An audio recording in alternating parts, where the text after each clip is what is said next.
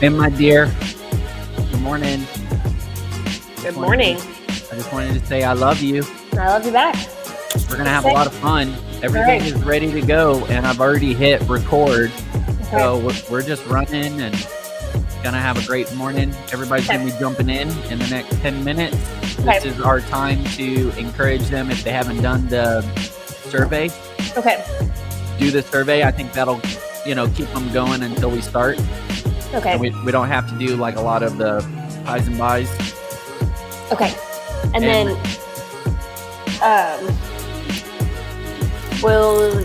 is there a critical mass to start? I think critical mass would be probably 4. 2 people? Yeah. Cool.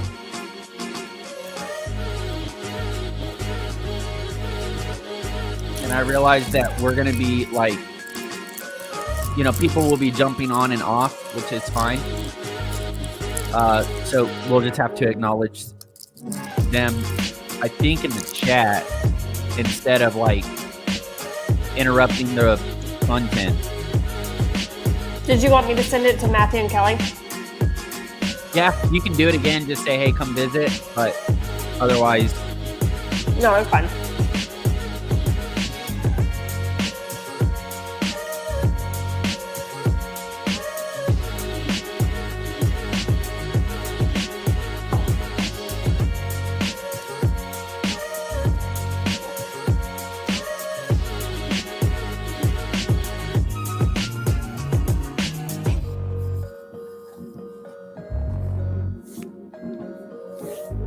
okay, I'm coming to you to pick up my prints.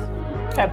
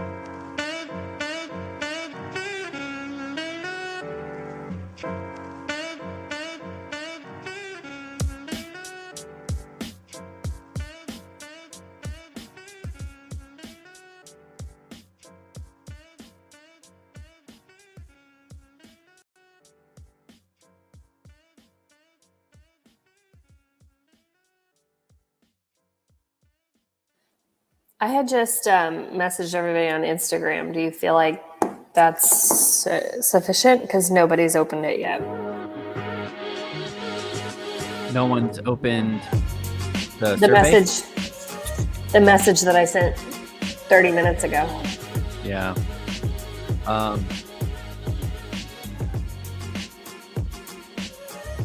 If you want to get in my Instagram account. That's what I did. Yeah.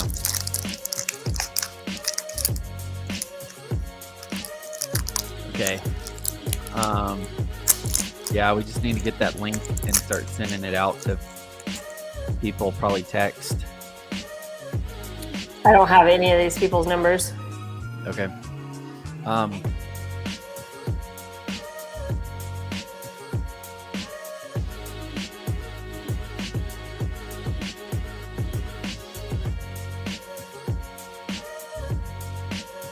gonna hang tight for 2 minutes here. I think Wendy said she'll jump on at 9. Okay. And then I text Jeff, but that's the only one I have a number to. Yeah.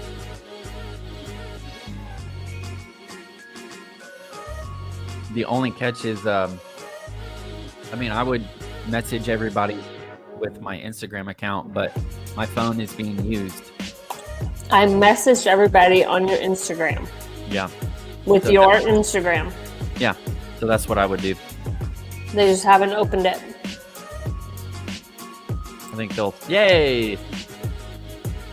What is up, brother? Hey, Joshua. Hey. How you guys doing? We're awesome. Good to see you guys. Great We to actually see you. Man. Yes. Yeah. Let me see if I can, center myself a little bit better. This is the way to do I it. don't know oh, there it is. Got it.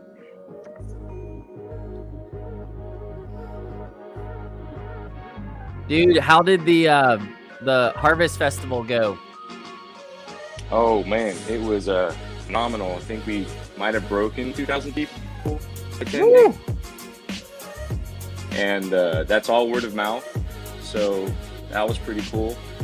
We had the current mayor and the running opponent here.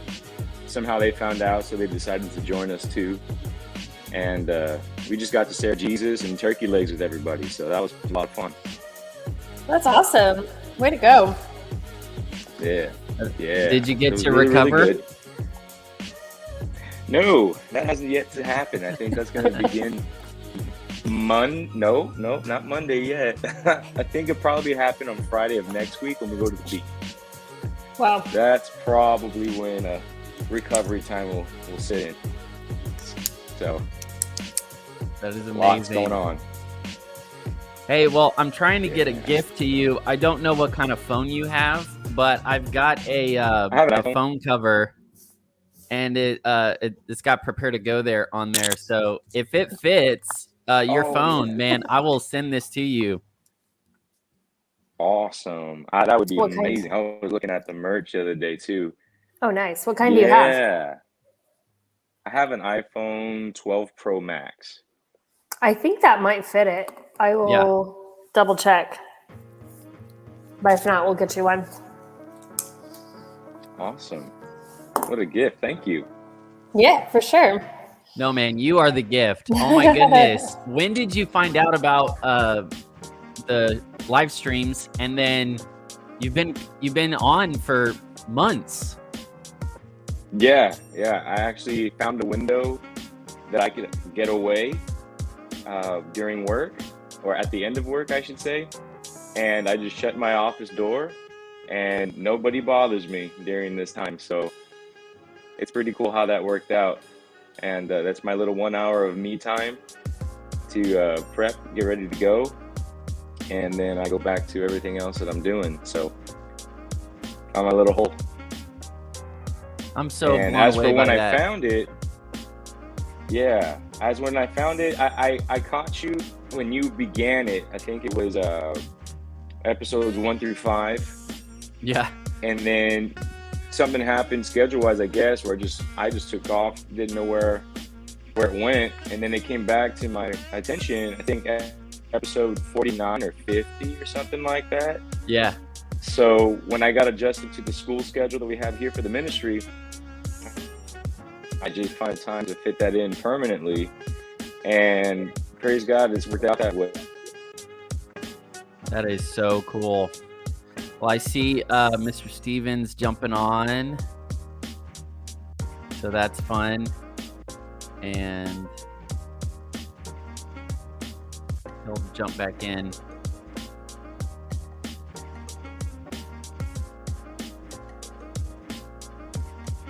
Nice. Sorry, guys, I don't know what happened. I got kicked off. No, you're good. Is it I delaying keep on your forgetting I end or muted mine? myself. You're fine now. Okay. Yeah, no, you're super. Because This on is my our screen, time. everything looks a little glitchy. Okay. Let's try to make it a little It's bigger. probably me.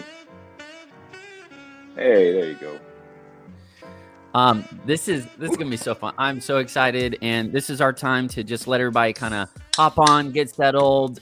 We've got the content locked and loaded, but the real goal is just to have these conversations and to dream together, and then to make key decisions that we can run with. And I just want to start off by saying thank you, Joshua, for just being that daily encouragement. I was still humbled and blown away. I was like, telling Sarah, Joshua's back. Like he's coming back, So just for this awesome season that we've been doing this live stream, thank you. And I really hope that you get the value that you want out of this. And so we're going to put all of our hearts and heads together and just believe for God's best for you. So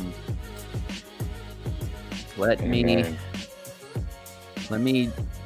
we've got so many friends flying in, literally. I've got Francis from Lagos, Wendy from Paris.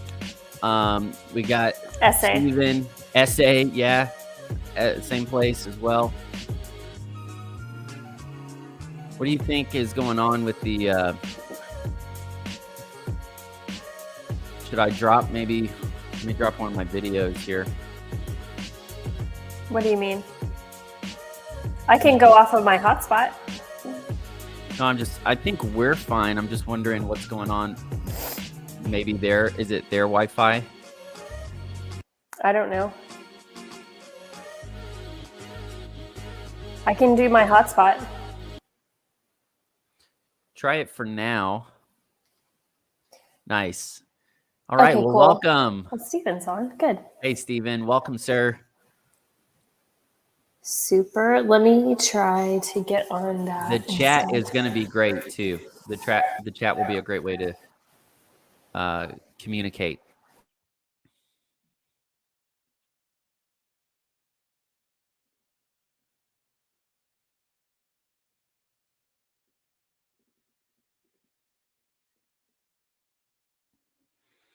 Let me keep the music going for now.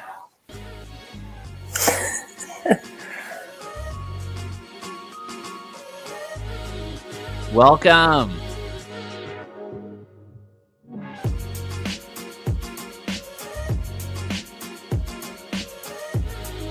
And then, Stephen, if you have not gotten the survey yet, we can put that link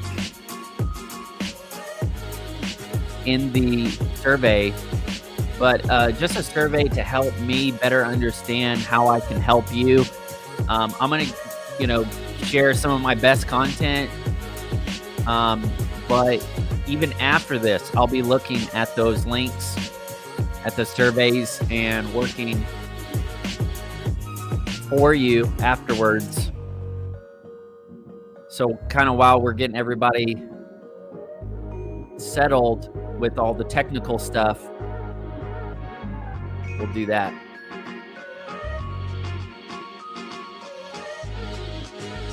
Right.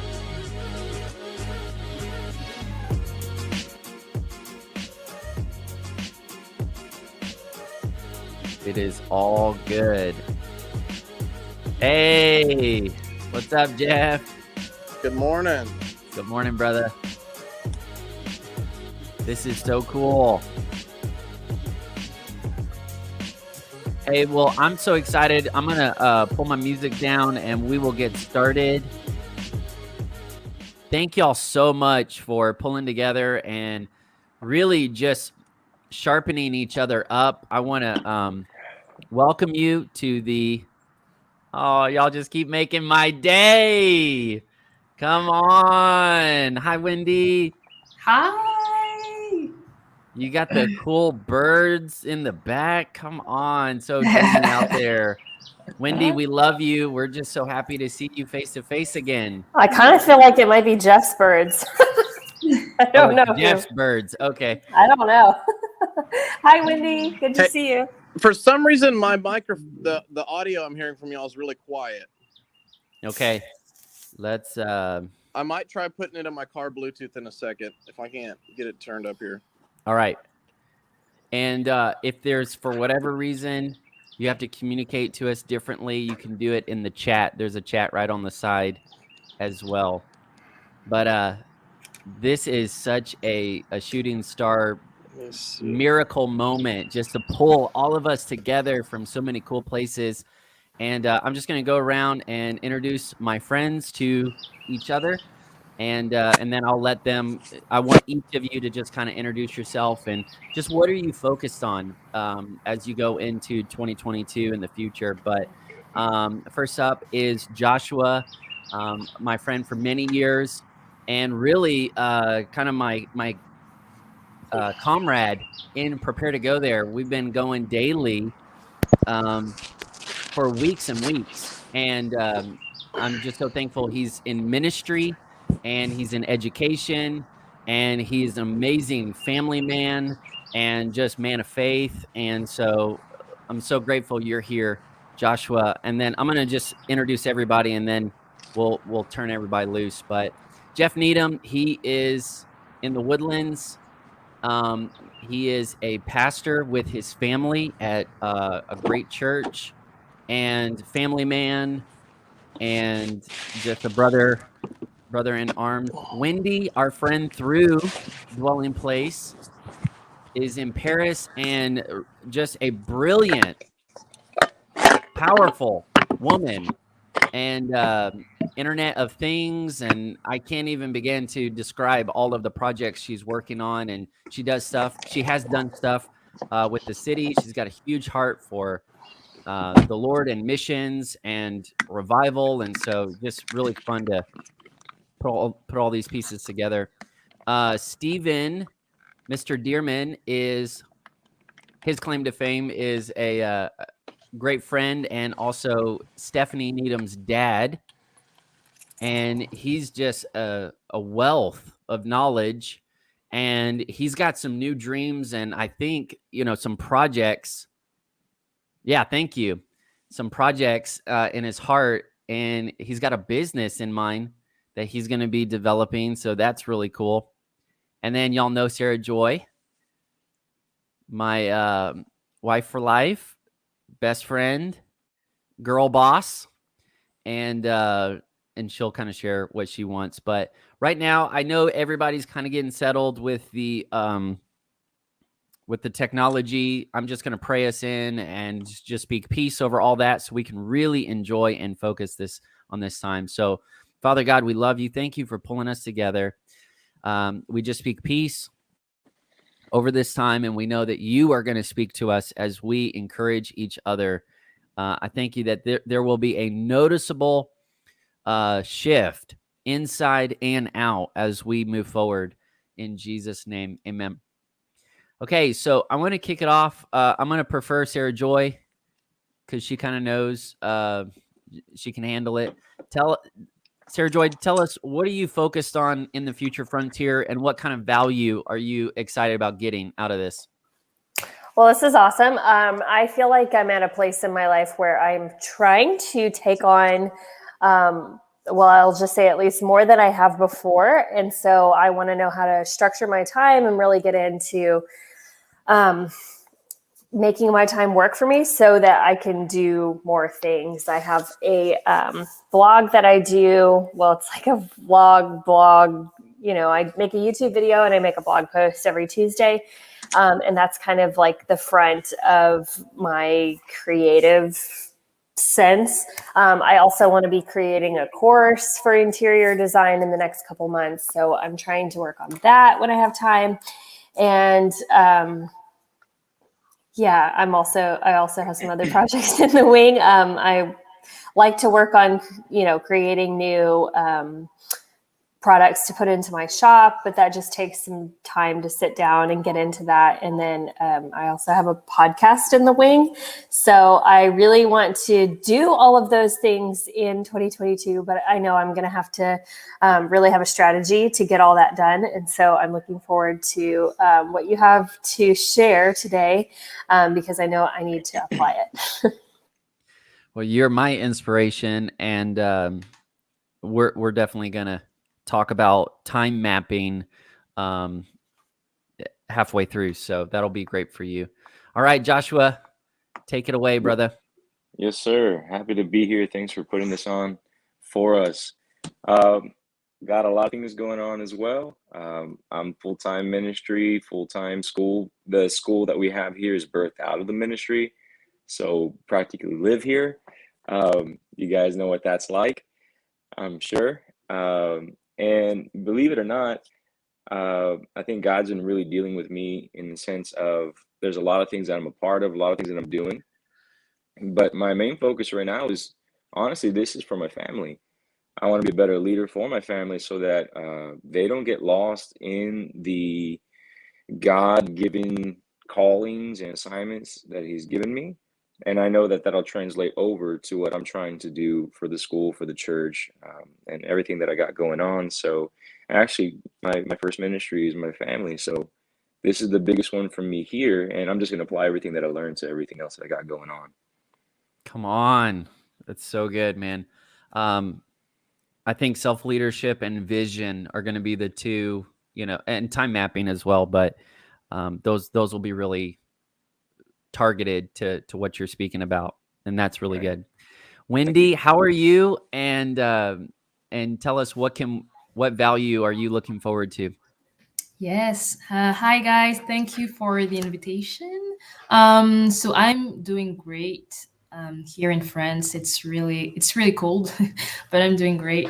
So my main focus would be I have two main projects, I will say. So in my job, in my company, we are building a new kind of like a new section in my company, and I am responsible of one of these section. And so I literally have to build like like a team and a vision and a strategies and directions for the team to be into it. And so I will say that this has been for 2021. 2021 was more like, okay, who can join the team, and 2022 will be more like what vision, what strategies, what direction do we set up for the whole team, and to be sure that we go to the like the right goal. And for the church, of course, like we are in a really transitioning season, and I'm a part of the young adult ministry. So just like to rise up. Actually, our name is Rise Up. So I just have so much in my heart to really rise up, to be used by God to rise up a generation that is so passionate and so in love with the Lord, and that is going out of the four. I don't know if you guys say that, but in French we say the four walls of the church, and like being really the church. So absolutely. Yeah. Wendy, I was putting fire emojis in the chat because that was so good. I love how you said 2021 was about identifying people that you wanted to do life with and do team with, and 2022 is about going out, taking it, going for it together. Yes. All right, Jeff, love you, brother. go ahead and tell us what you're, just focused on going into 2022 and what value you're looking for out of this. So,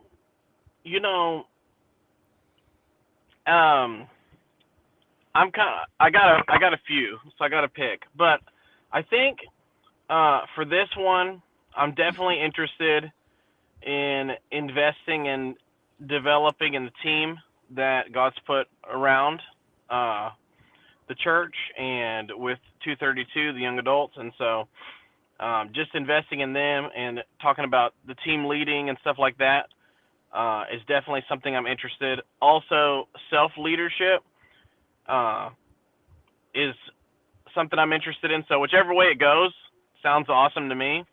And it's kind of funny because I feel like just at our last kind of big event we did as a church, the Lord gave me a little bit of new direction for some things. So I'm just excited, and I've got a couple self-leadership points that he's put on me.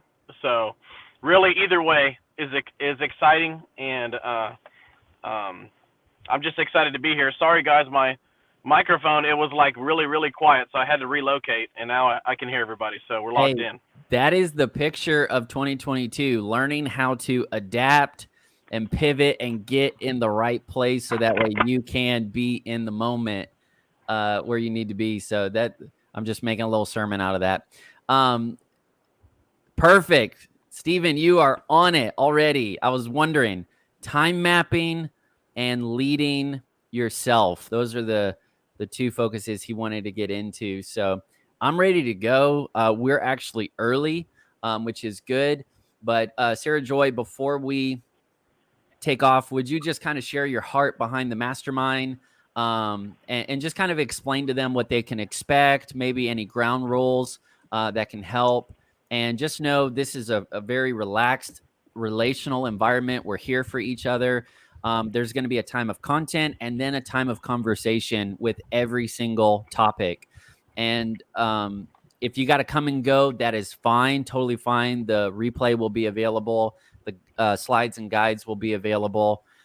We just want you to just know that you are loved, you're not alone, and we're all working on ourselves because we believe the Lord is going to enlarge our territory. And so we want to, take that to heart. So Sarah Joy, would you just kind of segue or set me up, and then we'll get into the first topic? Yeah. Well, first of all, I just want to say way to go, because to all of you, you're taking time to invest into yourself. And so in order to be a better leader, or in order to have a better team, or in order to give more and serve more, you really have to take that time to invest into yourself and to know where you're going and to know how to steward your time, make your time productive, make your time count. And so I just want you to know up front, there is going to be a lot of content. If you've ever been on anything with Peter, if you've ever been in a conversation with Peter, or on one of his live streams, there is a ton of content that's going to come your way. And so just recognizing that. Whole notepad. Let's go. Yeah, exactly. Just, recognize that up front. You can take notes. You can do, you can take notes and try to remember as much as you can, but also at the end, we will be sending you summary bullet points of everything that we've gone over, and you'll have access to the replays for a week. So don't, be present. Don't feel overwhelmed with trying to take everything down. And then at the end of every segment, there will be five different segments. Yes. 5 different coaching segments. And then at the end of each one, we'll have 5 or 7 minutes to just debrief if you have any questions. But one other thing that I would say is just so great about these masterminds is the relationships that you can start to build. And you see, hey, I'm not alone in this. And maybe there's some faces that aren't necessarily familiar, but we're all doing this together and we're all growing together. And you'll see, I think, in the discussions that we'll do at the end, people are in different situations, so they can give you kind of a different perspective on the same things that you're going through. But it's really good to get the community out of it. So we're super looking forward to it, Peter. I know you've put in the work, you definitely know what you're talking about. And after 100 hours of your Prepare to Go There channel, I think you're ready to summarize like the biggest mountaintop moments that you've had and take us through all of the places that we're going. So let's get into it. Okay, amazing. What I'm going to do, y'all, is pull you down. You can stay right there. I'm going to mute your mics. And I want y'all to just light up the chat. Okay, so while I'm going, you know, let's just encourage each other, and even come on, spread the tent stakes. I love it. Probably I'm just feeling this out for just a second. Let me see. I think I like that better. Ooh, nice. That's the win right there. That's the win. Okay. So we're going to kick off with our first checkpoint. Let me tell you, big picture, where we're going.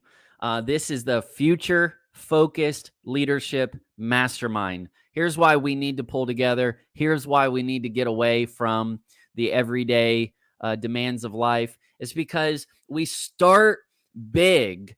We start with vision, with dreams, with promises, and somehow life has a way of taking that big, bold, brave future and drifting it to the back burner.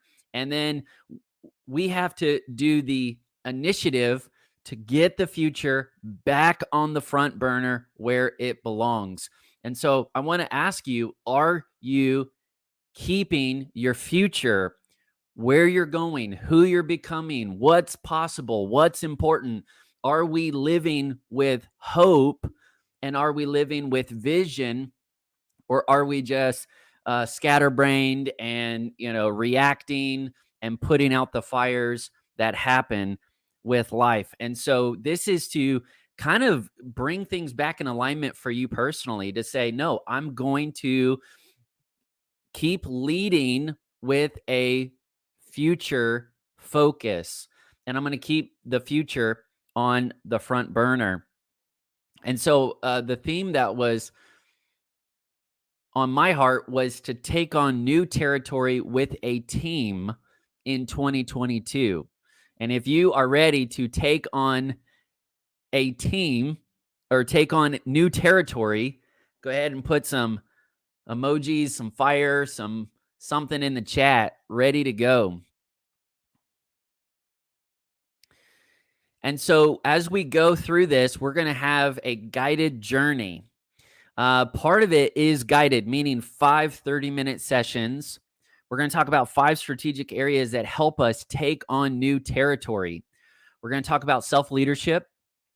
We're going to talk about communication. We're going to talk about time mapping, then vision, and then developing leaders. And so there's a group coaching dynamic, and I've done some homework for you. I have slides and guides. And then there's the journey aspect. It's still your journey today. This is, you are responsible to get the value you need. You are responsible to ask the questions. You are responsible to push in. I mean, I'm loaded, I'm ready, but you got to steer me. Please steer me. I'm here. I'm here to help. I'm here to pray. We can do the practical stuff. I mean, we can do the encouragement. Whatever you need, we can figure it out and take at least another step in that direction.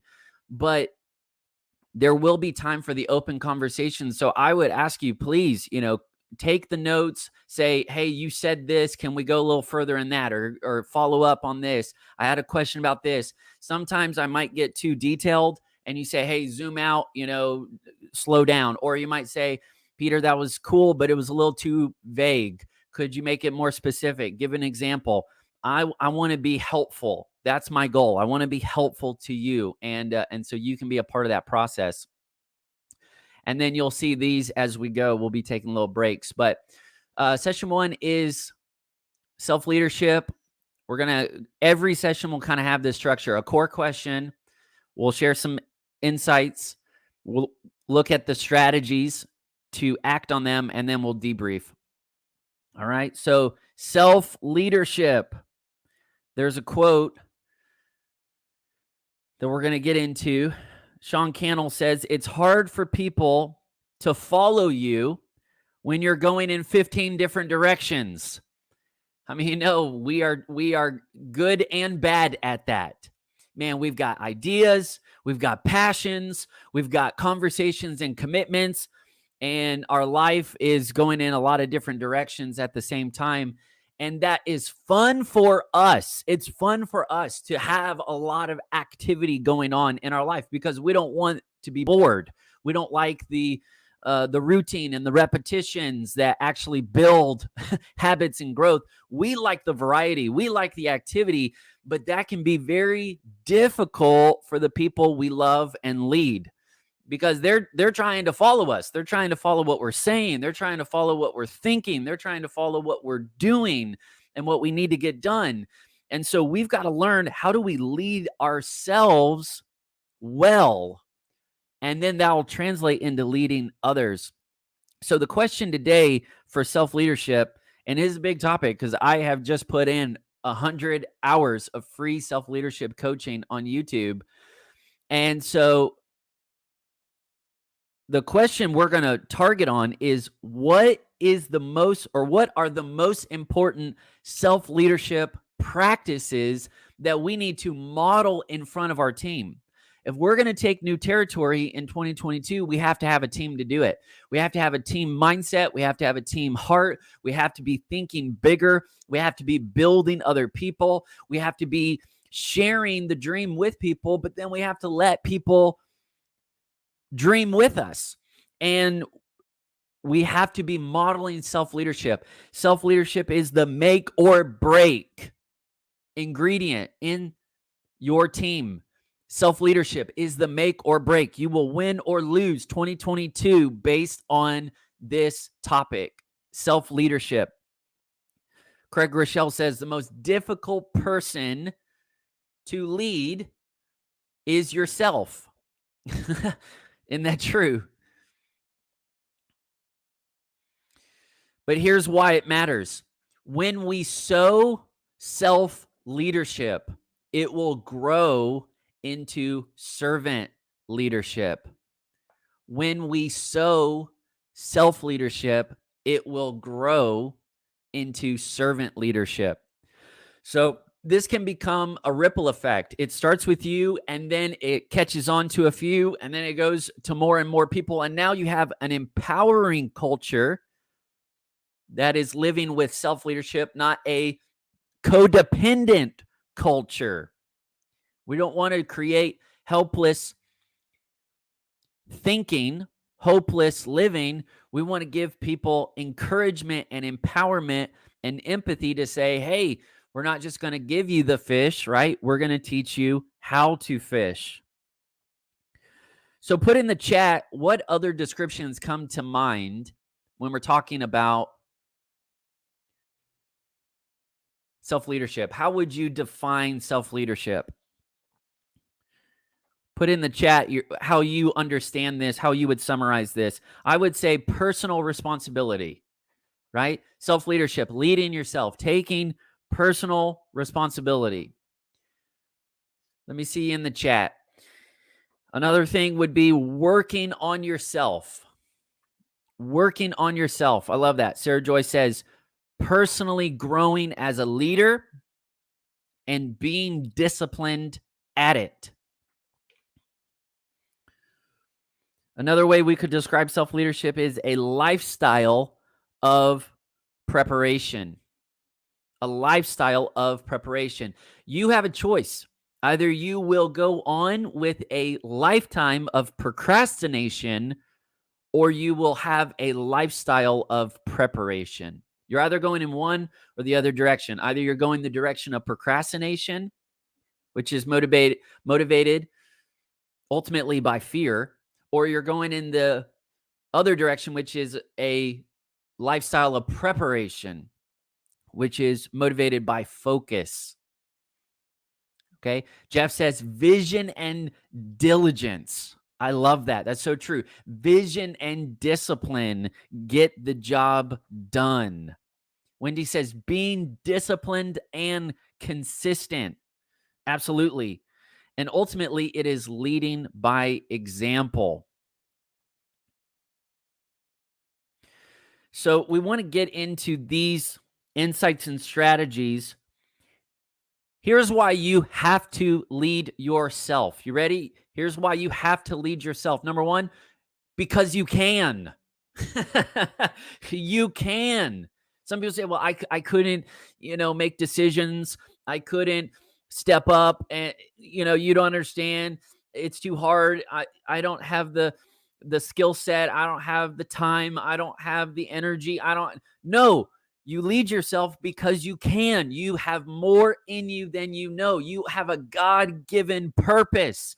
You have a God-given responsibility, and you can. Here's another reason why you have to lead yourself, because you must. You must.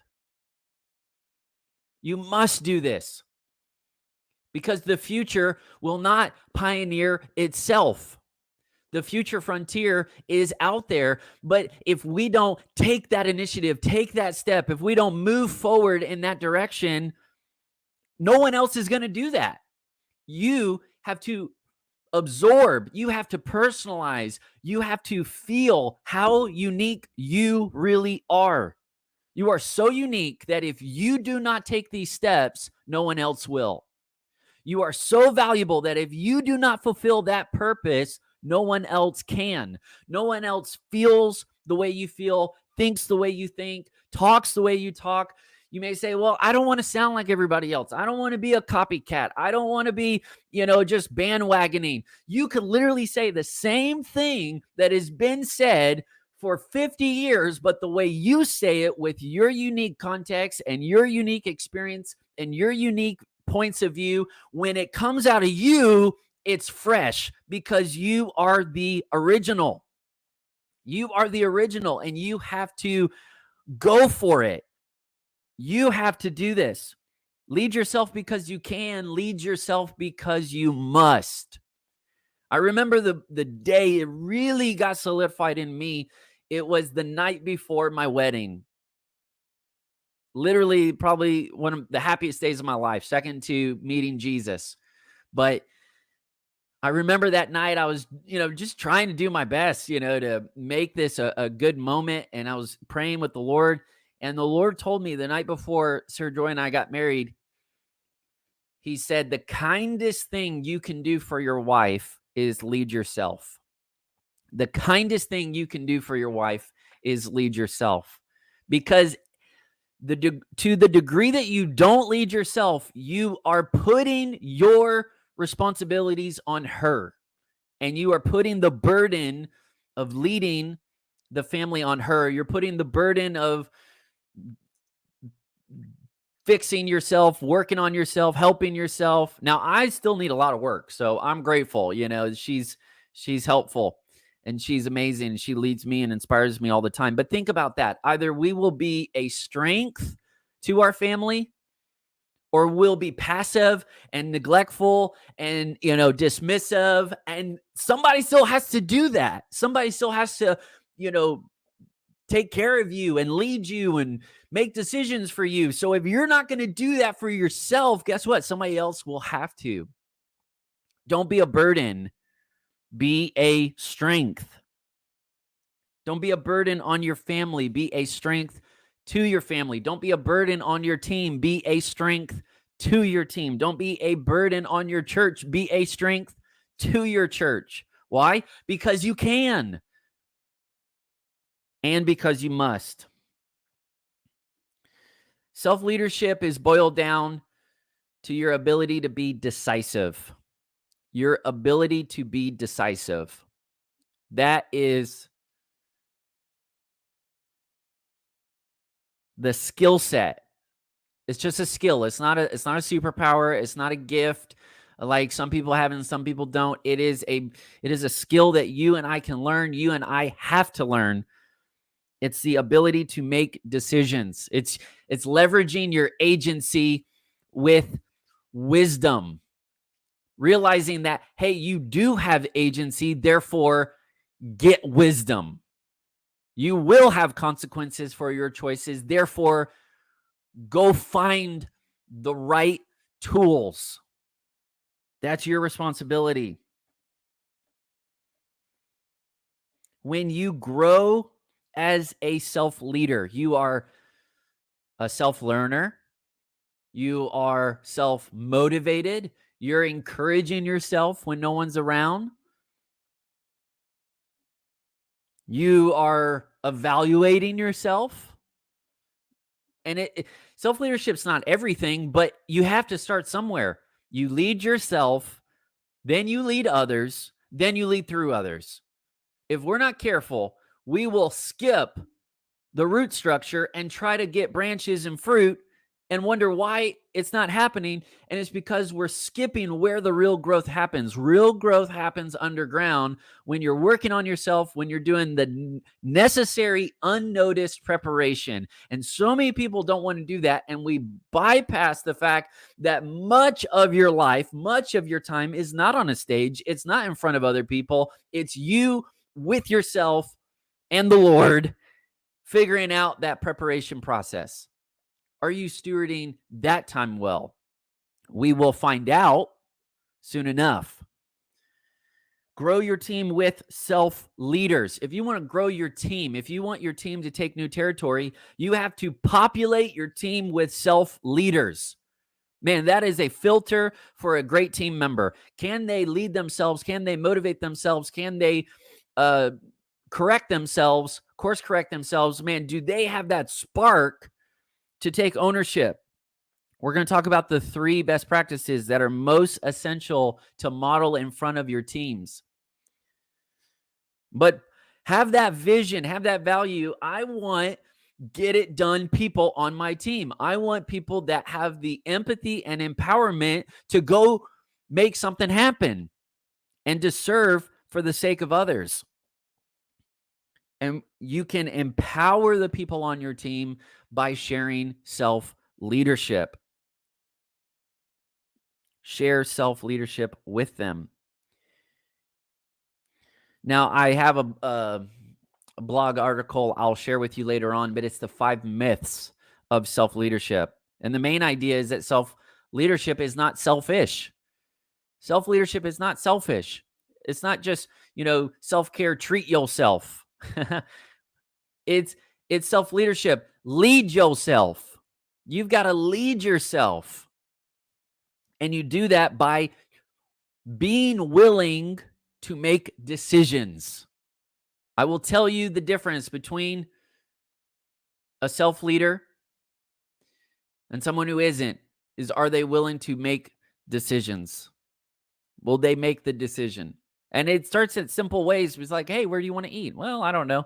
You're just preferring someone else or whatever. It's not that you're demanding your way, but it's that you are acknowledging, you're identifying the decisions that move you forward.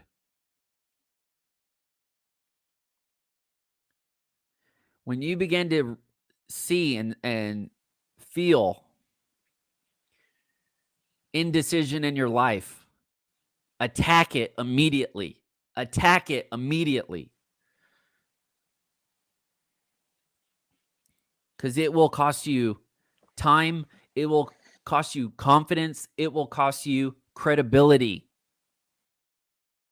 So we're working on ourselves. We're not making decisions that change other people's lives. We're, that govern other people's lives. We have the governance. We have the agency over ourselves. What kind of morning do you want to have? What kind of day do you want to have? What kind of health do you want to have? What kind of friends do you want to have? What kind of person do you want to become? You have that gift. You have to steward that well. Now, here they are, the 3 most important self-leadership best practices to model in front of your team. I know they sound simple, but they are life-changing. Are you ready? Here we go. Number 1 is integrity. Integrity is the foundation of self-leadership. Integrity. Integrity is like the pet dog. Technically, it stays in the house, but it always gets out one way or another. That's your integrity. Technically, it's an inside job, but it always ends up getting out, right? People always see your integrity. They will always see the real you. Sooner or later, they will always find the real you. Integrity is the proof of concept that you are leading yourself. Whoa, that was good.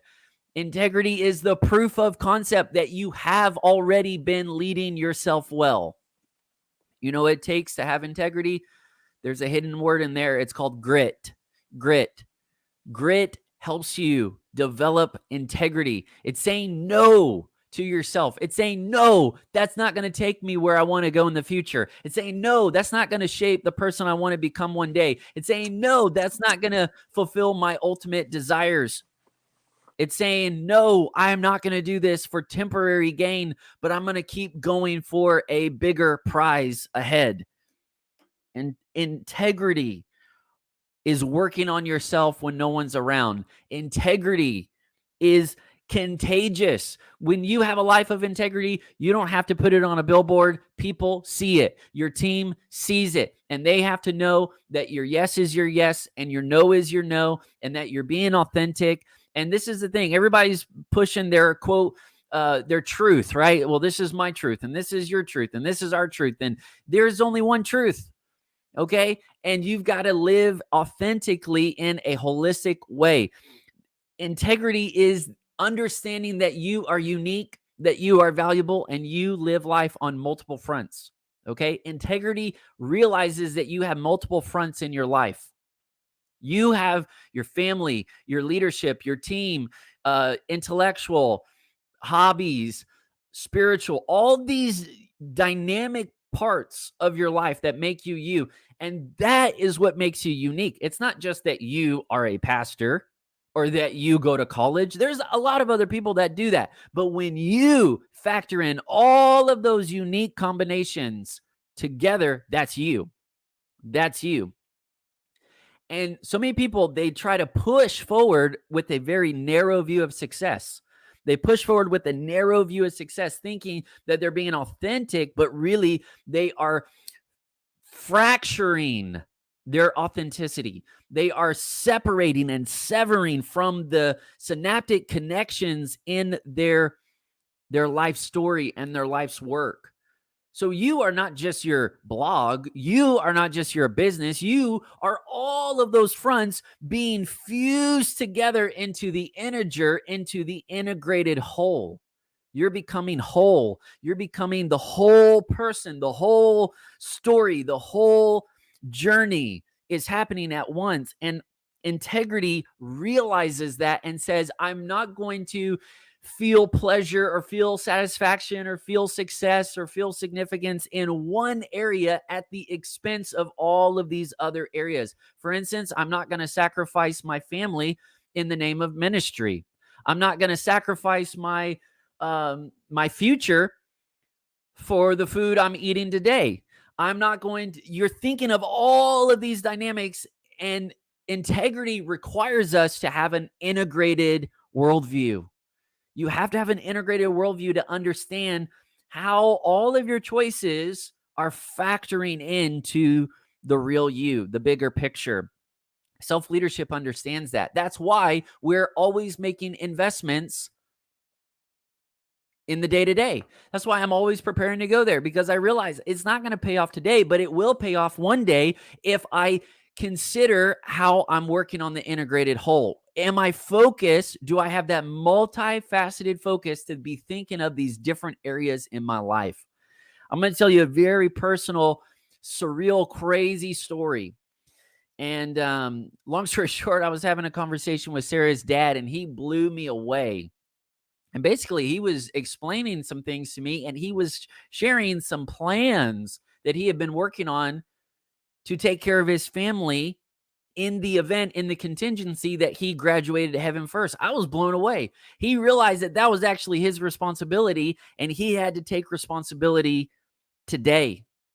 So, I mean, we're factoring in a lot of different things, and that's why you have to be patient with yourself. You have to be graceful towards yourself. You have to be kind to yourself. And in this hustle culture where everything has to happen at once and at the same time, you're not going to have a fulfilling integrated life if you're always just looking for immediate results. You're going to have to think long term. You're going to have to embrace long days and go for a long game. Integrity is the first step. Then you say, well, why does that matter to my team? Because there's two kinds of integrity that your team need to see every single day, not just on big days, not just on Sundays. They need to see it every day. They need to see your personal integrity and they need to see your professional integrity. This will make or break your team. This will either be life-giving to your team or it will be soul-crushing for your team. If you have personal integrity says, I am who I say I am. I am the real person. I'm the same on stage, off stage, in the meeting, out of the meeting, at home, online. I am the same person, the person I tell you I am, the person I tell you I value to be. That's who I really am. That is personal integrity. And we stop there because it sounds spiritual, but there's also professional integrity. Professional integrity says, I will do what I say I will do. If you're working with a team, you have to know that they have the integrity to follow through. Do you, as a team builder, a team leader, do you have professional integrity to say, hey, this was your job description. This is what you said you will do. Where is it?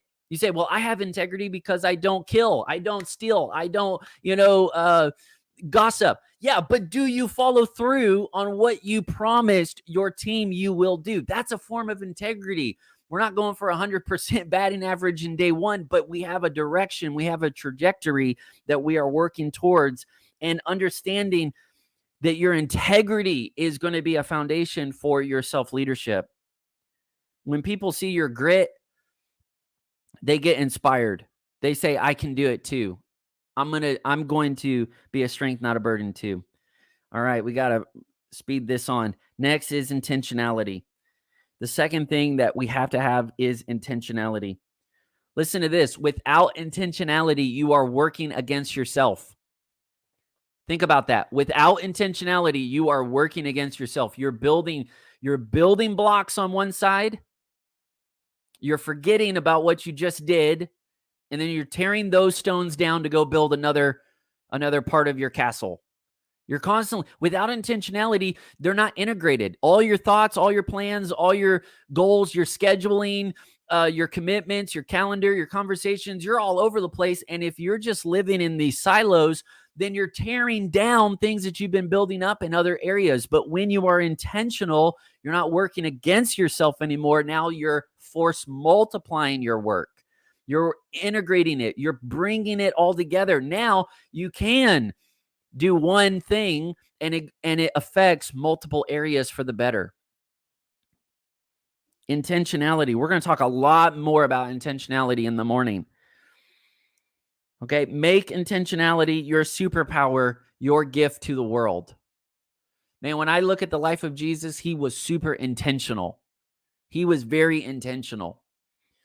And when I think of the kind of person I want to be intentional. You say, well, how do I become more intentional? Easy. Work on your why. Work on your why. So many people are trying to remember, trying to focus, trying to execute what they need to do in the day instead of asking, why do I need to do this again today? Don't over obsess on what you need to do, but get better at understanding why you need to do those things. Intentionality is so important. That's why I encourage life planning. That's why I encourage goal setting. I mean, come on, you and the Lord make a great team. Go dream big. All right, next, the third one is initiative. These are three things you have to embrace. Three things you have to say, you know what, I can do that. I can have integrity. Would you imagine if somebody said, well, I'm just not wired that way. It's just not my personality to have integrity. Nobody would ever say that, right? Not Christians. But what if we said, well, I'm just not an intentional person? Intentional doesn't mean that you are, more spontaneous or not. You can be intentional and spontaneous at the same time. You can be, it doesn't mean that you don't have a certain bend to the way you approach the day, But being intentional is about why you're doing the things you're doing and how they all fit together into the story and into the strategy of your life. Integrity, intentionality, and initiative. Initiative is not vain ambition. Vain ambition is vain ambition. Initiative is necessary to take action. We have to have an appetite for action. We have to have an appetite for action. I have found that teams that are codependent or fearful or toxic don't have initiative. People don't want to take initiative because they feel they'll be punished. They don't want to take initiative because they think they'll be judged. They don't want to take initiative because they don't understand the values and the alignment.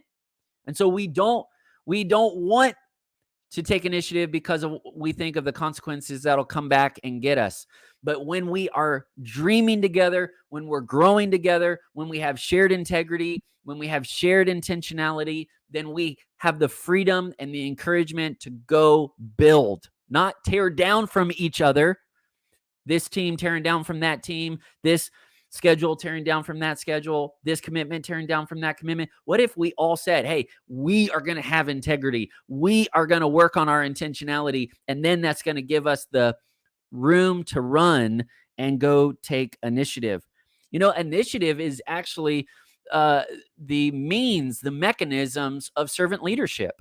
Whenever somebody says, let me do that for you, whenever you get surprised, whenever you get blessed, whenever you get something you didn't deserve or didn't ask for, that was initiative. Somebody else took the initiative. Man, I want to be a person of initiative, that I would initiate generosity. I would initiate compassion. I would initiate friendship. I would initiate leadership. That is one of the hallmarks of a growing, healthy, empowering culture. How do we take initiative? We practice action steps. Every conversation you have, translate it into action steps. Don't just talk to talk. Say, hey, what action steps does this motivate? What action steps would this clarify? What action steps would be needed to break through? Quantify everything in action steps. Say, what is the next action? There's always a next action. And if we're not taking the next action, it's because we don't make decisions. If we don't make decisions, because we don't understand the roadmap. If we don't understand the roadmap, it's because we didn't have a plan. We weren't intentional. And if we didn't have a plan and we weren't intentional, it's because we didn't have a guiding framework in our integrity. Boom. All right. Let me land this with the strategies. Here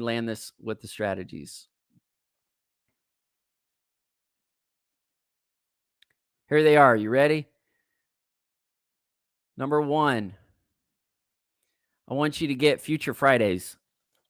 Future Fridays. I want you to dedicate time every week, at least 1 hour a week. 1 hour a week. Everybody can do that. 1 hour a week to take a field trip to your future. Take a field trip to your future. Work on your why. Work on your worldview.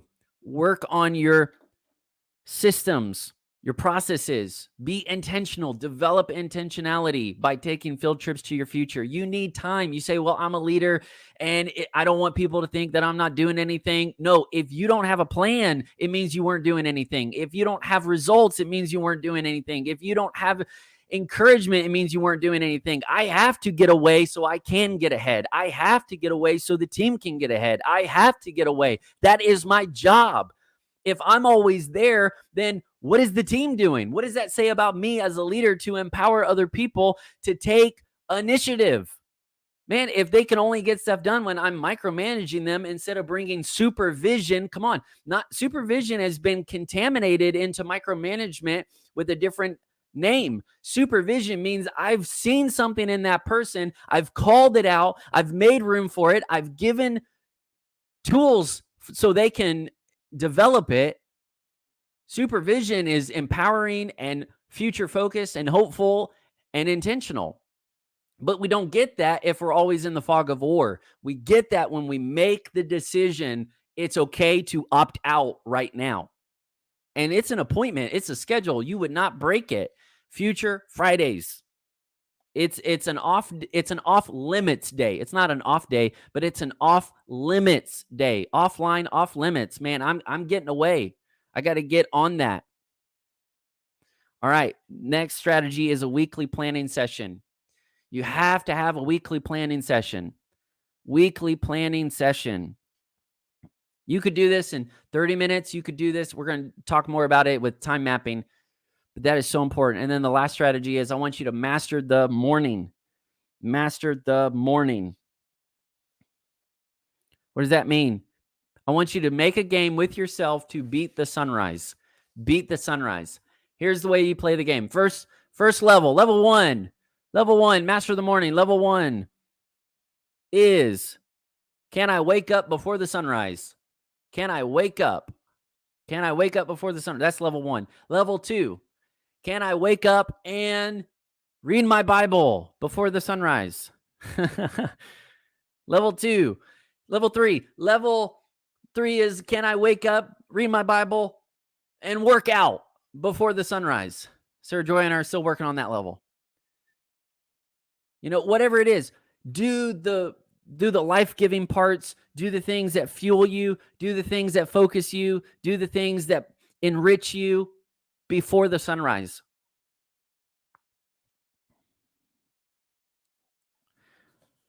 Here are 2 things that you can do to develop self-leadership. You ready?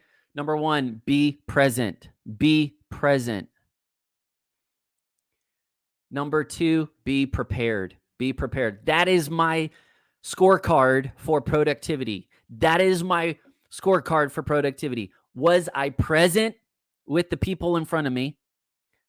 Was I present for the challenge at hand? Was I present for the project at hand?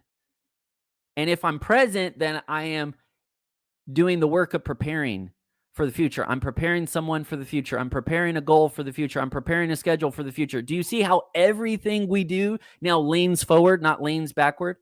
Because if I'm present, it's helping me prepare. If I'm not present, I'm distracted. I'm off the rails. I'm not doing what I should be, which is preparing in one way or another.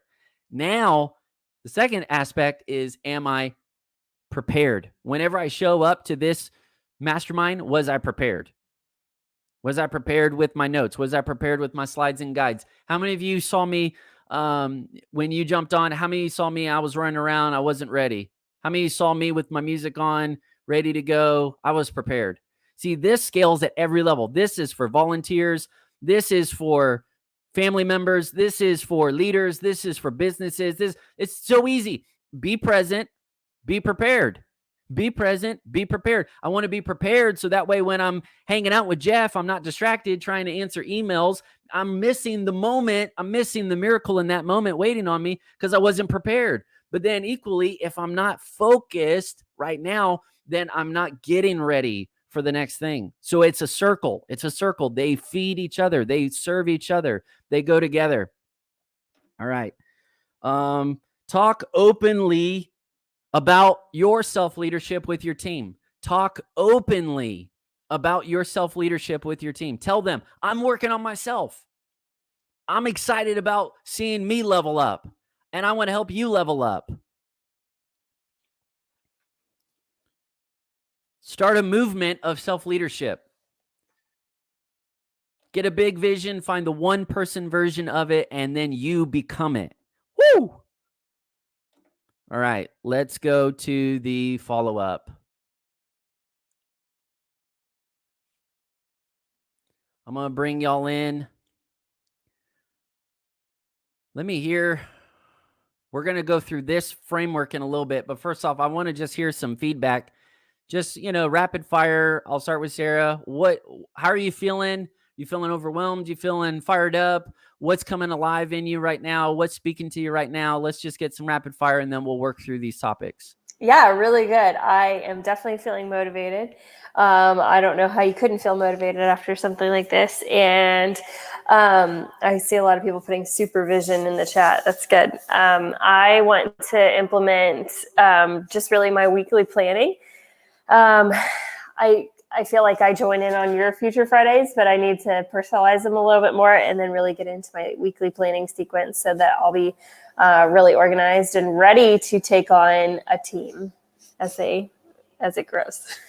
That is it. That's it. Because by doing that, you're investing in the future team. That's so good. Joshua.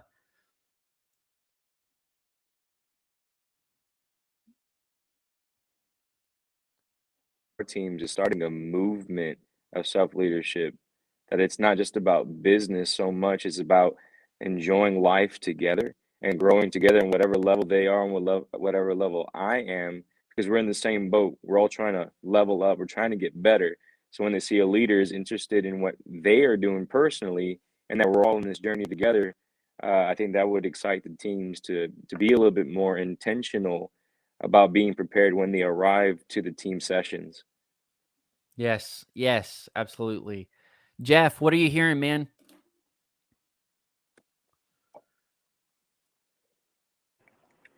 You're a total animal.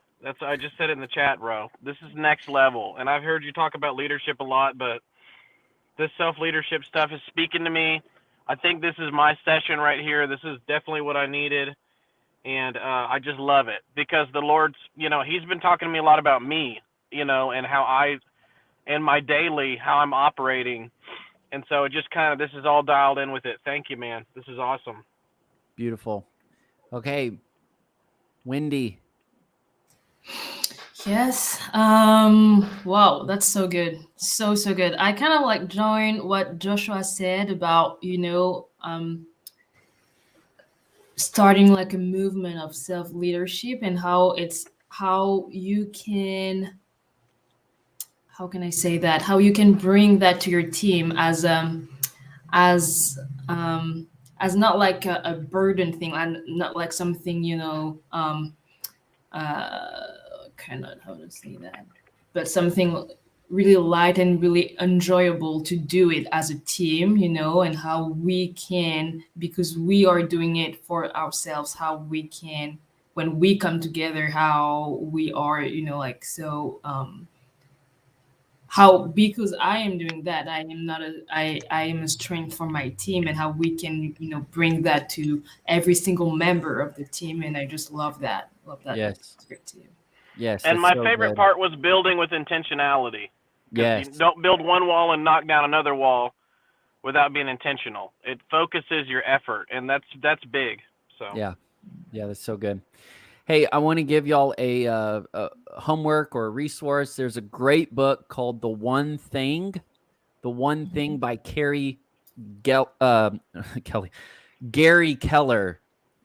The One Thing by Gary Keller. If you want to really double down on self-leadership, that book is the one most potent book that will help you get there. I've read a bunch, and I recommend this one as the go-to. So what I want to do now is debrief a little bit together. And this is how we're going to do it. We're going to clarify, simplify, identify, fortify. I'm going to just walk and talk you through it, the first one. And then I just want to keep track of time. But take some notes as we go through these points. You ready? So number one is we want to clarify questions. We want to look for clarifying questions. So if there was something I said that you need to clarify, let's do that now, not later. So write that down. Any clarifying questions. Be thinking, you mentioned integrity, or you mentioned professional integrity, or you mentioned intentionality. How do you do that? Where is that happening again? Or why did you pick those strategies? Just any kind of clarifying questions are really important. The second thing is simplify. How would you basically say what I said in your own way? I want you to practice explaining this process in your own terms again and again until you can own this term. This is not just, Michael Hyatt's idea anymore. This is not John Maxwell's idea anymore. Peter Birchfield owns self-leadership because I have explained it enough where now it is real to me. And you can own self-leadership too. You can own vision too. You can own it if you learn how to simplify it. How would you say it in your own words, in your own terms, so you can own the outcomes. Now, unfortunately, just for the sake of time, I'm going to skip number 2, but I want you to be practicing simplifying how to do this. Okay, then identify the decision points that you can see in your future right now that feel real and you can actually take action steps towards. You have to identify action steps that come out of it. Hey, this is what I'm feeling, and this is the action that will associate with it. And I'm going to use Sarah Joy as a case study. Actually, I'll do Sarah Joy and Jeff, because Jeff said this was his topic. So we'll actually do the whole debrief and use we'll walk Jeff through it. Okay, and then fortify is the last step. You have made a decision. Now we have to defend that decision from the distractions and the obstacles that are going to come. How do we fortify the decision we just made? We dig down until we find deep reasons for that. It's not just an idea. It's not just floating, flyby stuff. Deep reasons. And then once we have that bedrock of deep reason, then we can build space in the calendar. We're going to talk about that next. Some days, not a day of the week. So you made a decision. Now when? When are you going to do it? You know the when. Now when? When are you going to do it? And there's strategies we'll get into with time mapping on that. But let's go with Sarah Joy. She's my beautiful forerunner here. Sarah Joy, take us through clarify. What clarifying questions do you have? I'm not sure on the clarifying question. Can you clarify a clarifying question, please? I'm not sure. Okay, so you want to skip that one? Yes. Okay, simplify. How would you simplify this self-leadership idea in your own words? Wait, which idea? I'm sorry. My idea? Yeah, how would you, if you were restating the talk that we just had and you were telling someone, hey, Peter just gave a big talk on self-leadership, but this is what it meant. Okay.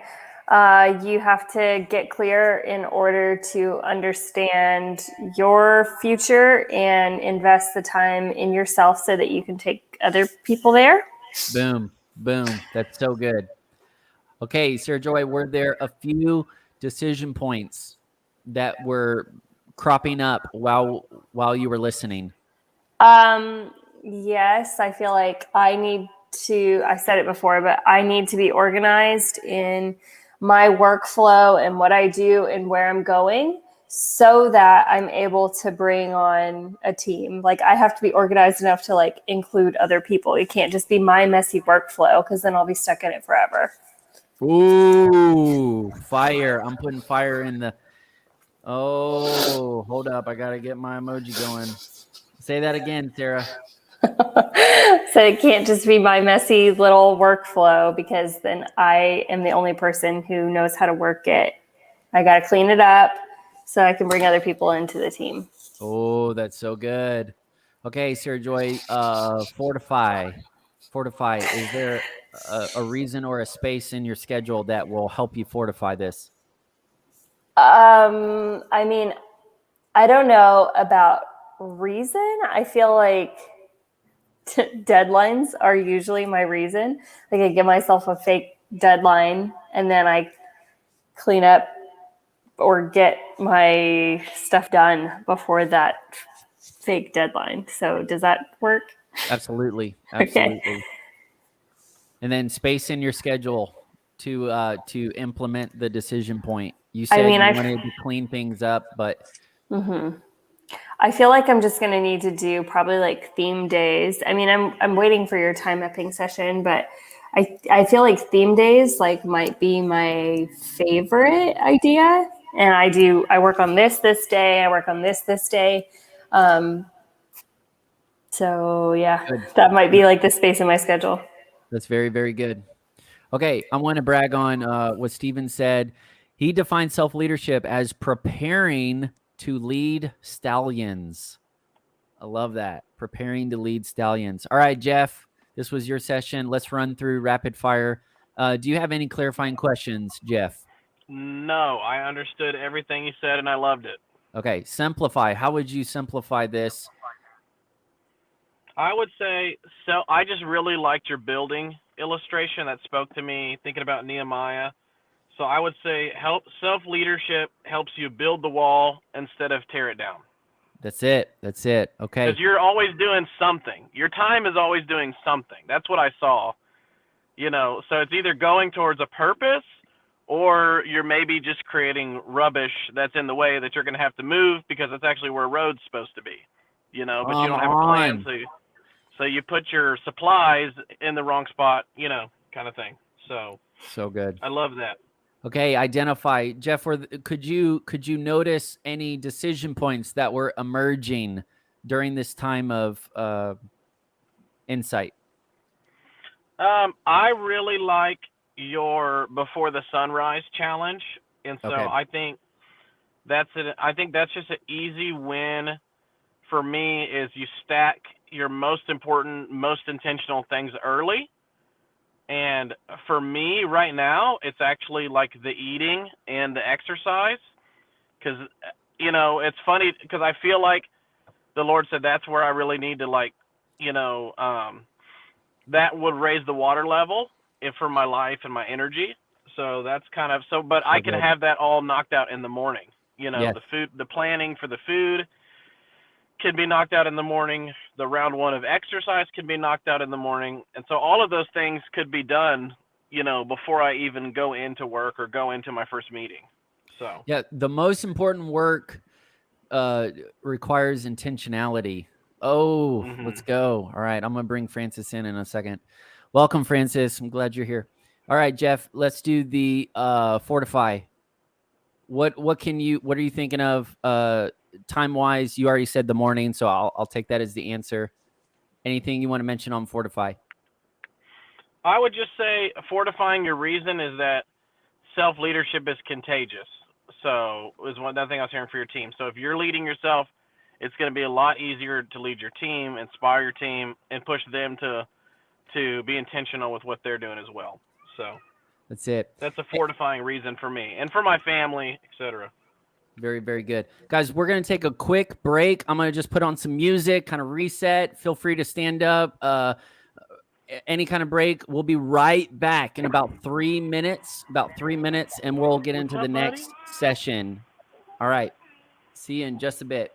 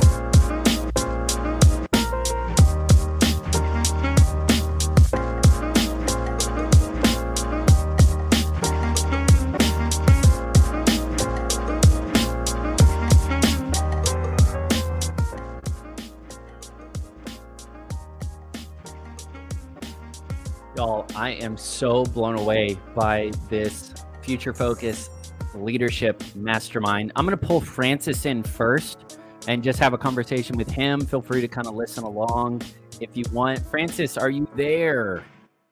Are you there, my friend? Yes, I am. What's up, brother? Yay. This is I'm so so cool. glad that you got to make it out. How are you doing? Doing pretty good. Good to see so many familiar faces. Hey, Sarah. How you doing? Let me introduce. How's it going? Let me introduce Francis to everybody. Francis is my dear friend and brother in arms, and we just are doing life together from different nations, which is amazing. That's how the Lord does it. But he lives in Lagos and just full-time ministry. They're doing business. They're doing everything, which is just an inspiration. But Francis, tell me, this is future focused. This is the Mastermind. I've asked everybody the same thing. What would be of value to you? What are you really listening for? What are you leaning in towards? Just kind of give us something that we can focus on to add value for you. Okay. So my major thing is, especially after going through the questions like the form you sent out, a major thing for me would be like in scheduling things and planning stuff, making sure I stick as closely to everything I intend to do as possible. I'm someone I can be a little bit wild and, all right, let's do this thing. And then I forget like all the things I agreed to do. And like at 11 p.m., I'm like, wow, wasn't there like this task list or to-do list? So that's me. And that's where I'm trusting the Lord for strength and growth there. Hey, well, it's a good thing to know that you got substance. I love that. I mean, you're not empty-headed, empty-minded. You're like, well, I don't have anything to do. I think I'm good. You're just like surging through life, and we just want it to be a river and not a flood. And so we'll guide it. But Sarah Joy, anything you want to say before I'm gonna bring everybody back in? We got Joshua, Jeff. Josh, what up, buddy? How you doing? Good to see you, buddy. Oh my God, so good to see you too. Whoa, that's so cool. That's awesome. I'm good. I don't have anything else to say, really. I'm looking forward to the next session, and I love more and more people jumping into this. So this is really cool. This makes it so fun. Okay, let me jump into the next round. Session 2 is about communication. 2022, the theme is take on new territory with a team in 2022. That's our target. Take on new territory with a team in 2022. I feel like every line of that is important. Number 1, take it on, take it on, have initiative, have drive, have faith, have courage. Like, you got this, go for it, be empowered, be encouraged, take it on. Don't have intimidation, have initiative, take it on. New territory. Don't just take on plateaus, take on new territory. Where is the new territory? Let's go get it. And then don't do it alone. Do it with a team mindset. And then don't just make it something you talk about for about 10 years. Let's do it this year, 2022. So we're going to start with the core question again. We'll look at insights and then strategies. I'll give you some actionable strategies, and then we'll try to do the debrief. I'm going to have to fly through to keep track of this. So y'all are just such an encouragement. Keep the fire coming in the chat. Let me know that you like all this, okay? So here we go.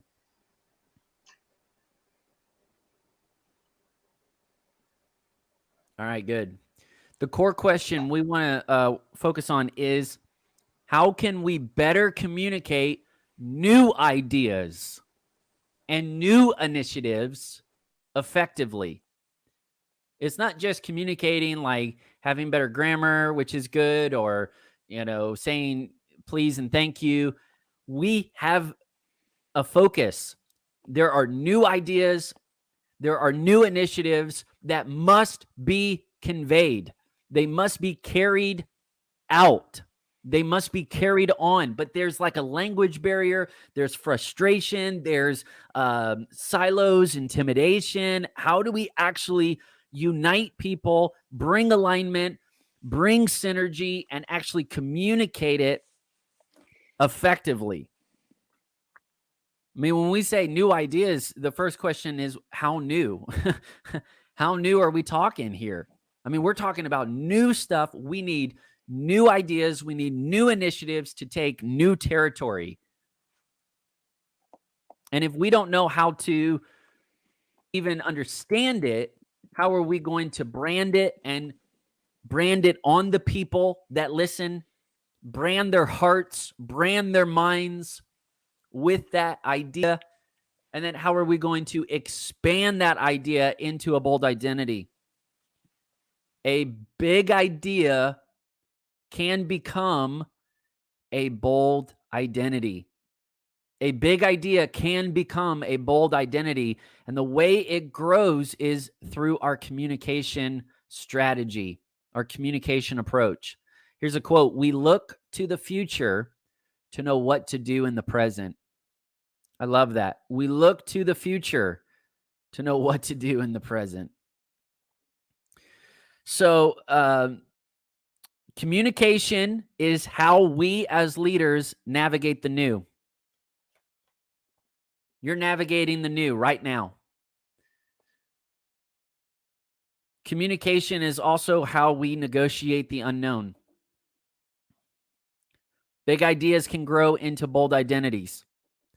Words carry people. Words carry people. They carry people to the point where they begin to carry out those words. Woo! Communication is visual. It's visual. Is your communication visual? Let me ask you, can you see what you're saying? Can you see it? What you're saying, can you see it? Here are some examples. Number one, are you speaking with word pictures? Are you giving people word pictures? Are you giving them visual language that they can see what you're saying? I think we as believers have an amazing advantage. Come on. We are given incredible intuition to perceive the future, to perceive what's possible.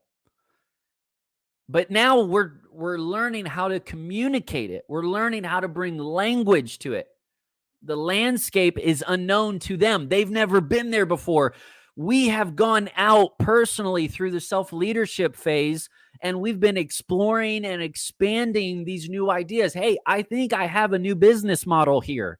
Hey, I think I have a new approach to minister online. Hey, I think I have a better way to schedule the week so that way the team's actually getting more work done with less stress and less frustration. I have a new idea. I have a new concept. We haven't done it yet, but I'm seeing it. Now, let me say what I'm seeing. And if you cannot make it visual, they will not make it personal. If you cannot make it visual, they will not make it personal. We navigate the new, they negotiate the unknown. Both use words. It's a word war. Here we are coming with new ideas, new initiatives. Hey, what if? And they bring their, well, what if? What if this happens wrong? What if that falls apart? What if they don't like it? They're bringing their what ifs. You're bringing your what ifs. I'm not saying everybody is a dissenter. Are we using word pictures with our language? Are we speaking visually? Here's another really powerful way to make your language, your communication more effective by making it visual. We're talking about visual right now. One way is think of word pictures that describe it. That's why I love every year I have a thematic phrase for the year. Every year has a thematic phrase. This year was let's level up. Let's level up. That was this year. My goodness, we have leveled up this year, haven't we? Come on. You're giving, themes are powerful. Word pictures are powerful. You know, for us as believers, we've got a whole book full of word pictures. Are you kidding me? We've got so many stories, so many promises, so many parables, we've got the fountain of life for our communication. But we got to figure out how to translate it and make it visual. Here's another thing that's super, super important. Writing. If you are in the business of talking, you are a writer. You are also a writer. This idea of people saying, well, I'm an author. That doesn't mean anything. Whatever. You're an author. You're a leader. You're a leader. You're not just a blogger. You're not just a speaker. You're not just a author. You're a leader. If you're a leader, you're a writer. If you're a leader, you need to be a writer. Here's why. You have to say what you're seeing. You have to make sure that it flows. You have to make sure that the big ideas are big in their head as big as they are in your heart. And if you cannot see the emphasis on paper, if you cannot see the journey on paper, if you cannot see the inflection points and the turns on paper, if you cannot see how all of these ideas are fitting together, how all of these initiatives are flowing together in unison, and you can't see that in your head, you can feel it in your heart, but you can't see it until you externalize it, until you visualize it, until you put it out on paper on purpose. Some people talk to think, external processor. Some people think to talk. Okay, that's internal processing. Paper is the bridge. Paper is the bridge. Writing is the bridge. Learn how to do things the right way. Learn how to do things the right way. Write it down. Write it down. The right way to start anything is in a journal, in a schedule, in an outline, in a plan. Visualize your words. Visualize your communication. And then here's the last one. Communication is visual. Can you say what you're seeing in word pictures? Can you say what you're seeing in writing? Can you say what you're seeing in work, in the work? Is your communication actually working?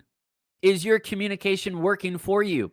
Hey, we talked about that gathering. Now they're doing that gathering. Hey, we talked about that invoice system. Now we're doing that invoice system. Hey, we talked about going to that place. Now we're actually in that place. That's seeing what you're saying. Literally seeing what you're saying fulfilled. Seeing what you're saying resolved, executed, accomplished. So first, we've got these word pictures. We're dreaming. We're understanding. We're intuiting. That's going to be primarily for us and maybe for the few that are in our core, our team. Then we've got to make it plain, put it on paper. We have to see it structured. See your communication structured well. I think blogging has been one of the best things for me personally, because I literally have so many ideas. I literally have so much going on inside. I'm just blah, blah, blah, blah, blah, blah, blah. And if you don't have anywhere to put it, you will flood. You will flood. But when you have somewhere to put it again and again, such as in a writing format, then it's a river. Then it's a river and it's flowing and it's carrying you somewhere. Learn to number your communication. Number your communication. What do I mean by number your communication? With a list or with episodes or a blog roll. Say, hey, this is the journey we're on. 2022, big theme. All right, here we go. Installment number 1. And now what you can do is you can recap where you've just been and you can add on new ideas. You can add continuity. You can do content strategy. It's very useful to lead people with your communication. You have to lead people through your communication. Communication is actionable. If not, then why are we meeting? I heard a quote as a joke. Meetings are where we keep minutes and waste hours. You know, like when you document your minutes. Meetings are where we keep minutes and waste hours. Don't do that. Make it actionable. Make it actionable. Okay? Leaders move people on a guided journey based on the way they communicate. Your communication is, what is the purpose of your communication? Movement, movement, movement. You're leading people somewhere. You're taking people somewhere. You're going somewhere. That's why entertainment matters. That's why music matters. That's why arts matter. That's why books matter. That's why blogs matter. That's why social media matters, because all of this is promoting an ideal. An ideal is just an ideal you fall in love with. So identify with the right ideas and help people go on the journey. Go on the journey. Here's our journey as leaders. We're inspired by this pursuit. We have this pursuit of this new idea, or this new initiative. We're inspired by a new business or a project, or starting a family, or moving to a place, or whatever. We're inspired by this. It seems simple, right? Because it's just the idea. It's just the big idea. So now here we go. We start to figure it out. We start to learn about it. We start to ask questions. We start to try it out. And we're running into the complexity. So we start with simplicity. We're inspired. We go on the journey of complexity. We survive the complexity. And now we have to take people back through that same process. How do you take people from complexity to simplicity? And here we are. We have gone on the journey through complexity of an issue. I mean, I got to brag on Francis. This guy has such a powerful understanding of the Lord's return. He has gone into the nuances of the scripture, and he can understand and can connect dots and pull it all together. I mean, he is I would say, masterful navigator of scripture. But that didn't happen overnight. He had to endure the complexity. He had to endure the complexity of all of that. And now he's got it. So now he has a new level of understanding. So here he comes back to all these other people who have not been on that journey. And he says, well, it's so easy, blah, blah, blah, blah, blah, blah, blah. And they don't get it. Well, they haven't gone on the complexity like he has. So what we have to do is be humble and intentional. Humble and intentional. We restrain ourselves for the sake of others. We discipline our sake for the sake of others. We figure out, how can I visualize this for you? How can I take you on the journey? That's what we've lost in education. Education has just turned into standardized testing. We don't take people on journeys anymore. We don't let them go on their own journey with it. So communication has to be strategized. Communication has to have a plan. Literally, you can put one thing on paper. How many of you know talking turns into a lot more? It could take you 1 hour to talk. It could take you 10 years to do the 1 hour you talked about. How many of you know we're all a product of that? We made some journal entry and we're still living in it. So we have to be super intentional with the journey and the content strategy that we take people on. And I'm telling you, writing is good, not just for writing's sake, not just for books, but for speaking. If you want to be effective in your communication, you have to guide yourself and guide the people on your team with written communication. And what that does is it helps you in the moment as you present it, but it also helps them later on as they are looking for the paper trail of what you were talking about. That's why I am so liberated to go as far, as fast into the future as I want. I am not limited to my 30 minutes with my team. I'm not limited to my 30 minutes in the prayer room. I'm not limited to being with other people. I can go as far and as fast in as many insightful directions as I want. And I know that it will be waiting on people when they're willing to go on the journey that I went on. I have a paper trail now. Identify what's important and what's possible. Learn to zoom out, then in. Whenever you communicate with people, zoom out first. Always give the context. Always give the context. Give them the advantage of context. That's what you didn't have when you got started. That's why it took you so long. But when you give people the context and you zoom out and you summarize first, then you can zoom in and strategize the next insight, the next step, the next initiative. Hey, this is where we are. This is the journey we've been on. This is the commitment we've made. This is what we're excited about. Now, boom, this is what we're talking about next. Summarize, strategize, zoom out, zoom in. Always bring new people into the conversation by summarizing. Always push the current people further. Hey, let's strategize more. Let's figure out the next territory here. Organize your thoughts to mobilize your dreams. Organize your thoughts to mobilize your dreams. Connect the dots and untie the knots. What do I mean? Something useful to do is to make comparisons. Say this idea is going to be like what we did back here or what they did over there. And then you have to contrast and say, it is not like this.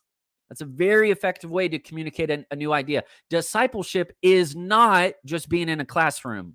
Just, entrepreneurship is not passive income only, just like doing no work at all. This is what we're not. Whenever you say something new, you have to contrast it and say, this is what I'm not saying. Even Jesus said, you have heard it said.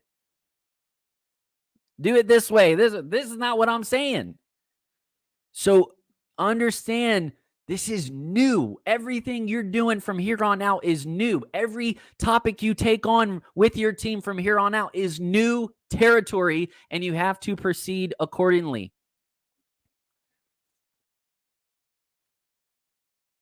And realize that less is more.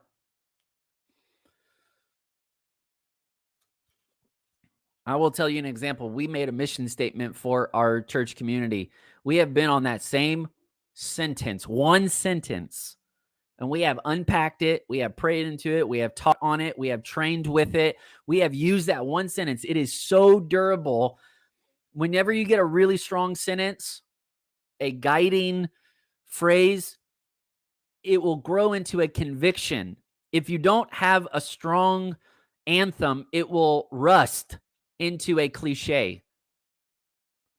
You want your words to have substance, and you want to craft them and build them in a way that they'll be durable to be said over and over and over again. I mean, this is your weapon. This is your tool. You're building culture. You're building your business. You're building a movement with the words you use. And if you use weak words, if you have just, cliche words, they're going to rust into cliche. And what you want to do is actually build that idea into conviction.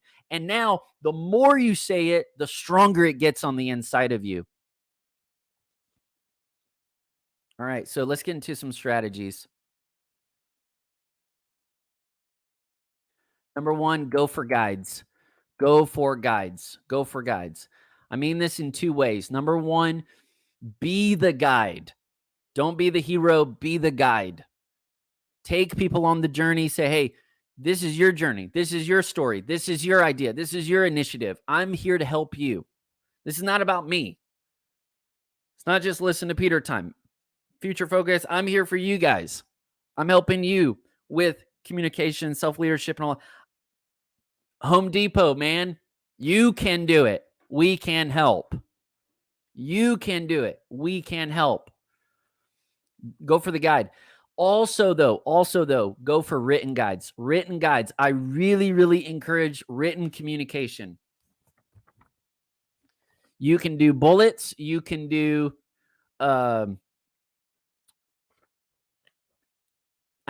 You can do summaries. You can do scripts at whatever level.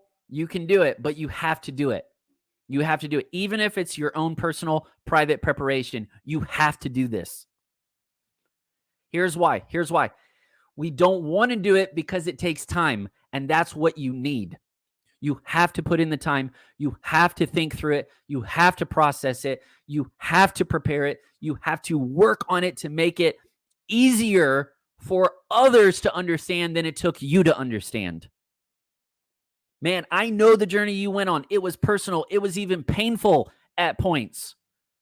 Make that understanding easier for somebody else. That is your gift, the gift of leadership, the gift of wisdom, the gift of understanding. You are giving them something that came to you at a price. You are giving them something that took you time.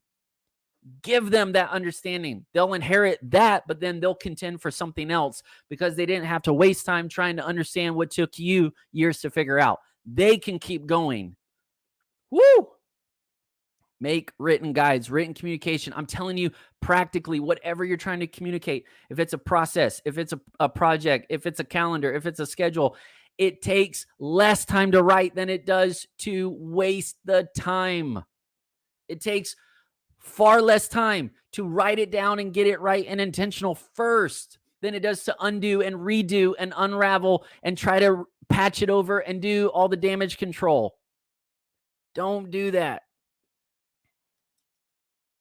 All right, next is content map. I love zooming out content maps. Content maps are calendar-based content. Calendar-based content. Lead people with calendar-based content. This is our big idea. This is our map. These are the concepts. These are the ideas. This is how we're going. This is what we're going to be teaching. You could call it a syllabus. You could call it curriculum. You could call it editorial calendar. Guide yourself through the process. This is why this is so important. The first step to writing the content is strategizing the content. Sometimes you don't even know what to say. You don't even know what to blog. You don't know what to vlog. You don't know what to tell the team. You don't know how to initiate any of these new ideas. But when you start with the summary, it's already getting you started. I got to just move on. I got to keep going. And the next one is community C's. I'm going to opt out of community C's for this one. I will bring it back up at leaders, at the leadership strategy. All right. Last thing I'll say is initiate feedback. Do not communicate without hearing back from other people. You have to hear what they are hearing. You have to hear how they are hearing it. Jesus said, who do people say that I am? Who do you say that I am? That was for their sake. That was for their sake, not his. That was for their sake. It's one of the ways we develop good communication is with feedback and giving space for learning and for interaction. All right. Thank you all for your patience. I'm going to pause there. I'm going to bring all of you back on. If you are available to bring your screens up, bring your screens up. We will go through the debrief.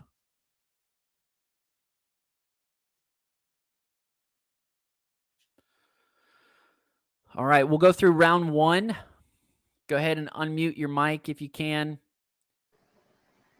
Clarifying questions. Anybody have any clarifying questions?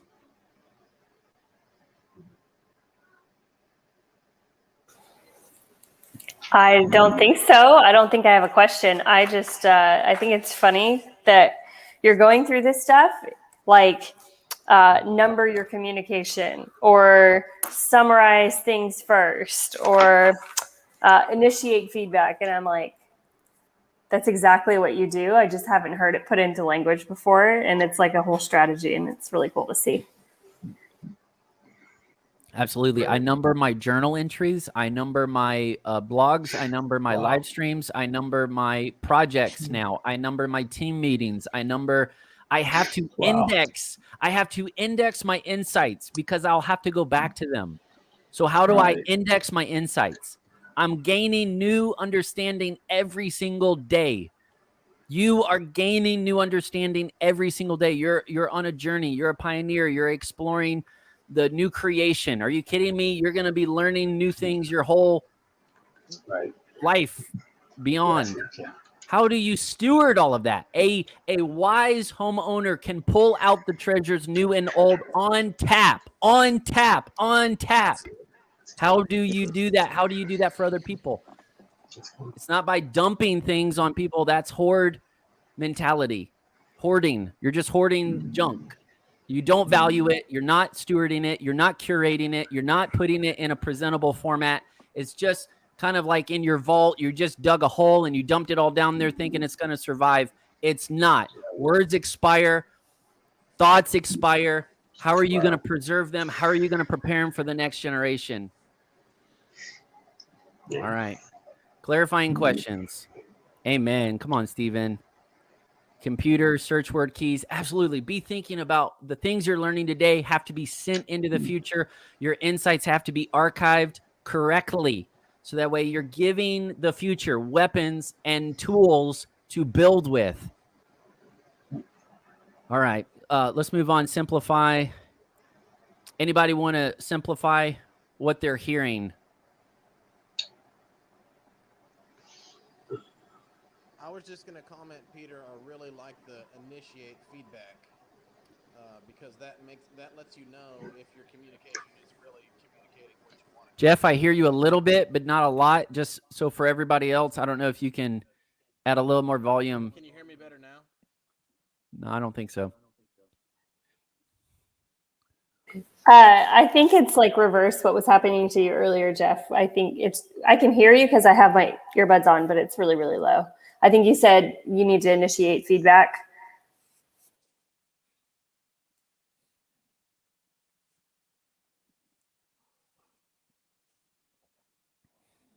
Yep. Okay. Thank y'all. Everybody else, how we feeling? We're on simplify. Moving to identify. Let's go through and identify action steps. Action steps. I'll start with Joshua because I see you. What action steps feel real right now? Making sure that what I say can be visualized. Yeah. Writing it down is the first action step that for me that I would take is that I get a lot of ideas too, and words and thoughts can expire, which you just said hit me so hard. So I need to make sure that me as a leader, I write it down, whether it's going to be used or not now, it might be used later. At least I have something I can go back to and put into action at its appropriate time. And then from there, I need to make sure that I don't just communicate verbally, but I have something that I can present visually, not just with words, but with pictures as well to my team, to my groups, so they can see and convey what I'm trying to say clearly. So I'm going to take the time to put all those nuances together so I can present a very clear package so that there's nothing lost in translation. So good. Francis, what are you hearing, man? Any action steps come to mind? Yes, like honestly, many of the things you spoke about, penning things down, clarifying things, and making sure that you're like what you said here, feel real enough to take action steps towards. These are things that I've again, like what Sarah said, I've seen you do. I remember like over time, in this was something that I was doing for like personal stuff, like in personal devotion with the Lord and stuff like this. And I found the Lord like nudging me towards applying these things, in some fashion in my everyday life, so to speak.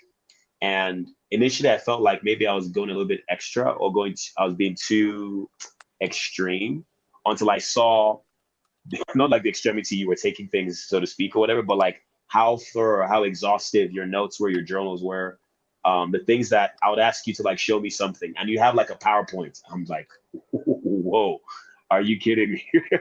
And like it has graphics, it has things, and I'm just like, I'm many times the Lord will have me like sketch things or draw things out, and I would think, ask myself that question: Am I wasting time? And I'm discovering now that if you don't go there first, if you don't flesh things out, if you don't go through the steps, document the process, you're going to be the time that one person will spend going there. You're going to have to navigate it for every single other member of your team. So Yeah. I'm just like literally like just giving the same thing. Like having these things in words is so powerful to help like upcoming leaders as well, who like would eventually, but then you save them years of confusion and get a pick from all that work. Yes, exactly. Yes, yeah. Literal screenshots is so helpful here too. So yeah, Absolutely. The Navy SEALs, their military group here in the States, I love that we literally have the U.S., Nigeria, and France on the same call. That's amazing. But anyways, the Navy SEALs have a training phrase they use. They say, slow is smooth, smooth is fast. Slow is smooth, smooth is fast. So they are very disciplined to go slow with their training, and they are thorough with their training because they know if we'll slow down and go through the steps correctly, consistently, then when they're called upon to take action, they go in. They just know what to do. They can move very quickly and decisively because they've been very slow and thorough. And so I think this even applies to documentation of systems. Stephen, absolutely. There's so much at stake. He said, no mistakes. Action steps of a blog. I heard you, but I don't get how to do that. I'm going to bookmark that and see if I can follow up on that. But basically, like in my content map, I'll know how many blog entries I need to do in advance. And then even in the blog, whenever I share things, I'm always trying to think about, is it visual? Is it actionable? That's kind of the journey I'm trying to take people on when I communicate. Is it visual? And then is it actionable on the outset? All right. I'm going to skip Fortify, but put it in a schedule. Put it in a schedule. Writing. Here's why talking for us is so fun, but you got to hear this. I do this all the time. I mean, Francis, every one of you guys have been here for me. Joshua's been my encourager on live stream. Prepare to go there. I'm sharing things there. Francis, man, we're going back and forth on Telegram. Jeff and I, we're hanging out. Sarah Joy listens to me all the time. So that's good to talk, but it needs to be in a system of processing the idea, and writing is that. I think writing as a tool is the difference between a flood and a river. Writing is the difference between a flood and a river. So go for the river, have that flow, have that direction, have that force, have that unity. Even if it goes in different directions, that's cool. But a flood, man, that can be destructive for people that are listening and trying to catch on to what you're saying. All right.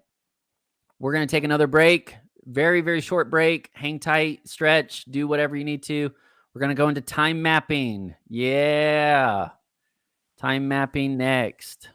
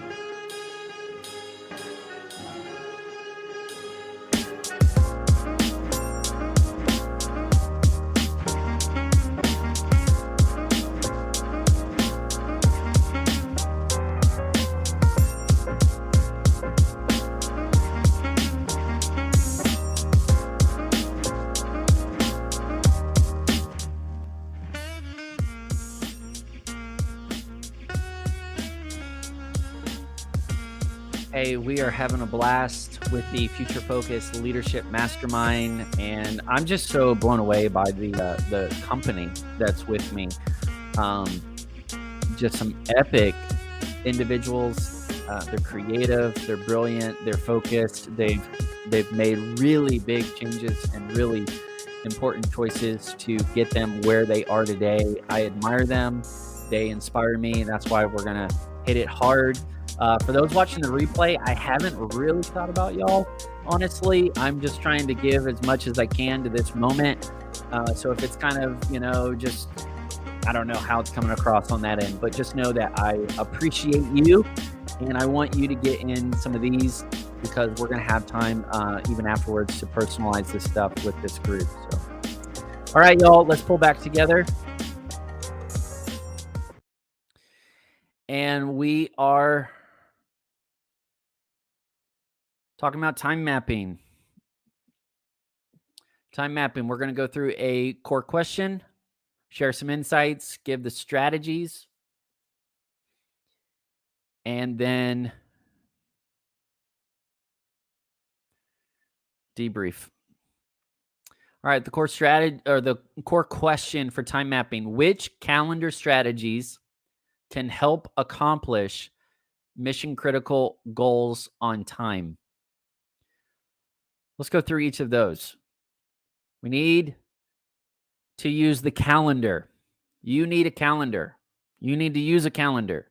You can use a calendar effectively. There is no such thing as calendar people, just people who use calendars. It's not just like a personality thing. Well, I'm just not that kind of person. No. It's a tool. It's a gift. It's a strength. It's a skill. You can get better at it. I'll teach you the little secret. I don't actually keep a calendar in the sense that most people do. Oh, this is perfect.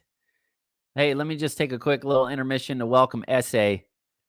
Essay, what's up, brother? Hey, Pastor Peter. How's it going? Oh man, it's going great. I've been so busy today. I just got out of a meeting. Oh my goodness. I'm so sorry for coming in at this time. No, not at all, man. we literally just started the session that you said in the survey you wanted to get into, which is time mapping. Yes. We're literally just starting it right now. So this is perfect. Right on time. You mapped the time. Right on time. Perfect. That's hey, awesome. Essay, let me interview you just for a second here. Tell everybody what you are looking forward to in 2022 and what value you're trying to get out of this. So the value that I'm trying to get out of this, and pretty much why or what sort of drew me in, was the focusedness of the whole thing. You know, putting your future ahead and making directed steps towards your future. And I think that's something that I'm trying to get. I'm trying to set up a more active process in my life. And then time management, I feel like I have a lot of things going on, and often I feel the effects of my energy being dissipated in several different directions. And so I've always thought, like, hey, if I can get my time right, then all of these activities should fall in place. So the new year, I'm really trying to be settled on my time, where I'm directing my energies, and being more productive in that area. So good, man. So good. Thank you for being here. And it really is a joy to have you. Let's get back into, let me pull everybody back in who wants to be. Y'all are day makers. Okay. So let's get back to the core question. Which calendar strategies can help accomplish mission critical goals on time? Man, that is loaded. I'm just blown away by that sentence here. Calendar. You need a calendar. You can use a calendar. It's not as hard as you think. If I can become a calendar person, then you can too. Strategies. The reason we don't like the calendar is because we just put stuff on the calendar and we're not using it strategically. So there's a strategy to it. And then accomplish. What's the purpose of that calendar? To accomplish something, not just to remember what's going on. It's not even just to remember somebody's birthday. It's to tell them happy birthday. It's to get a gift to them on time for their birthday. There's an action associated with what's going on there. Mission critical. It's not just good need to know stuff, but it's need to do stuff. What is critical to accomplish the mission, the goals, and then do it on time. So let's get into the insights here. Someday is not a day of the week. Someday is not a day of the week. Pick a day. Let's do it. Let's get it done. We got to make it happen.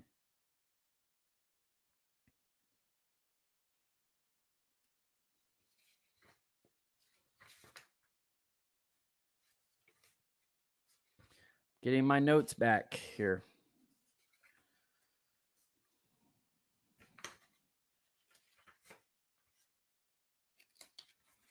Good thing I got a backup here.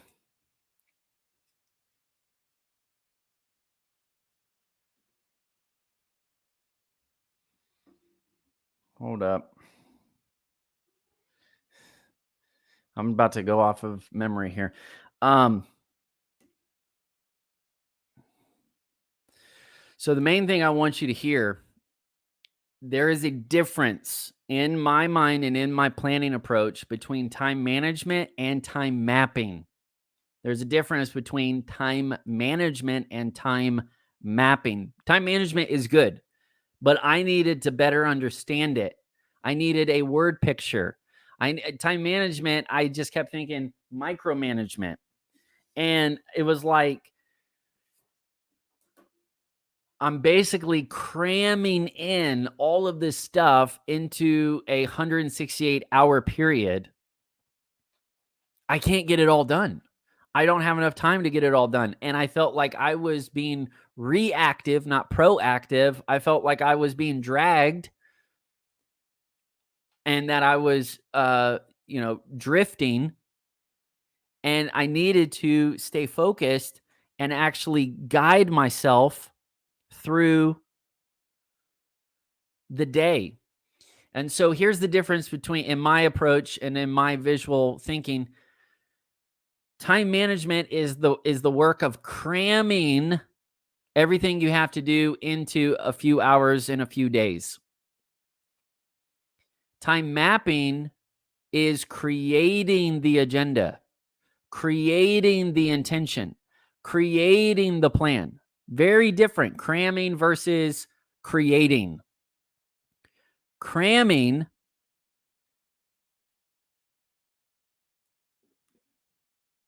Thank you. Did we get it? Yay. No.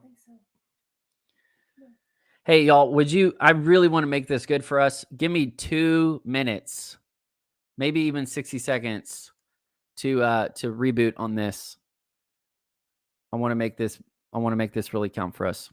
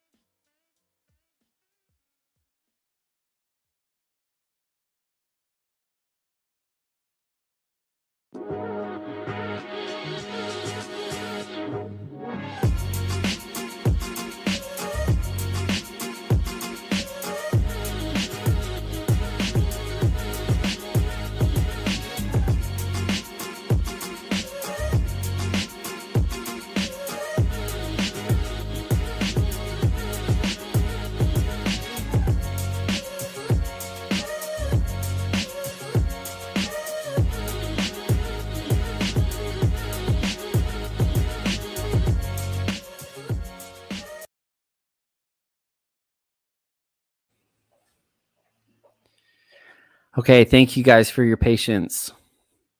Please forgive me. I really don't like that, but thankfully my process has gone through different phases. So I'm going back to the original, the journal. I couldn't find the Evernote, but I still have all of the key insights here.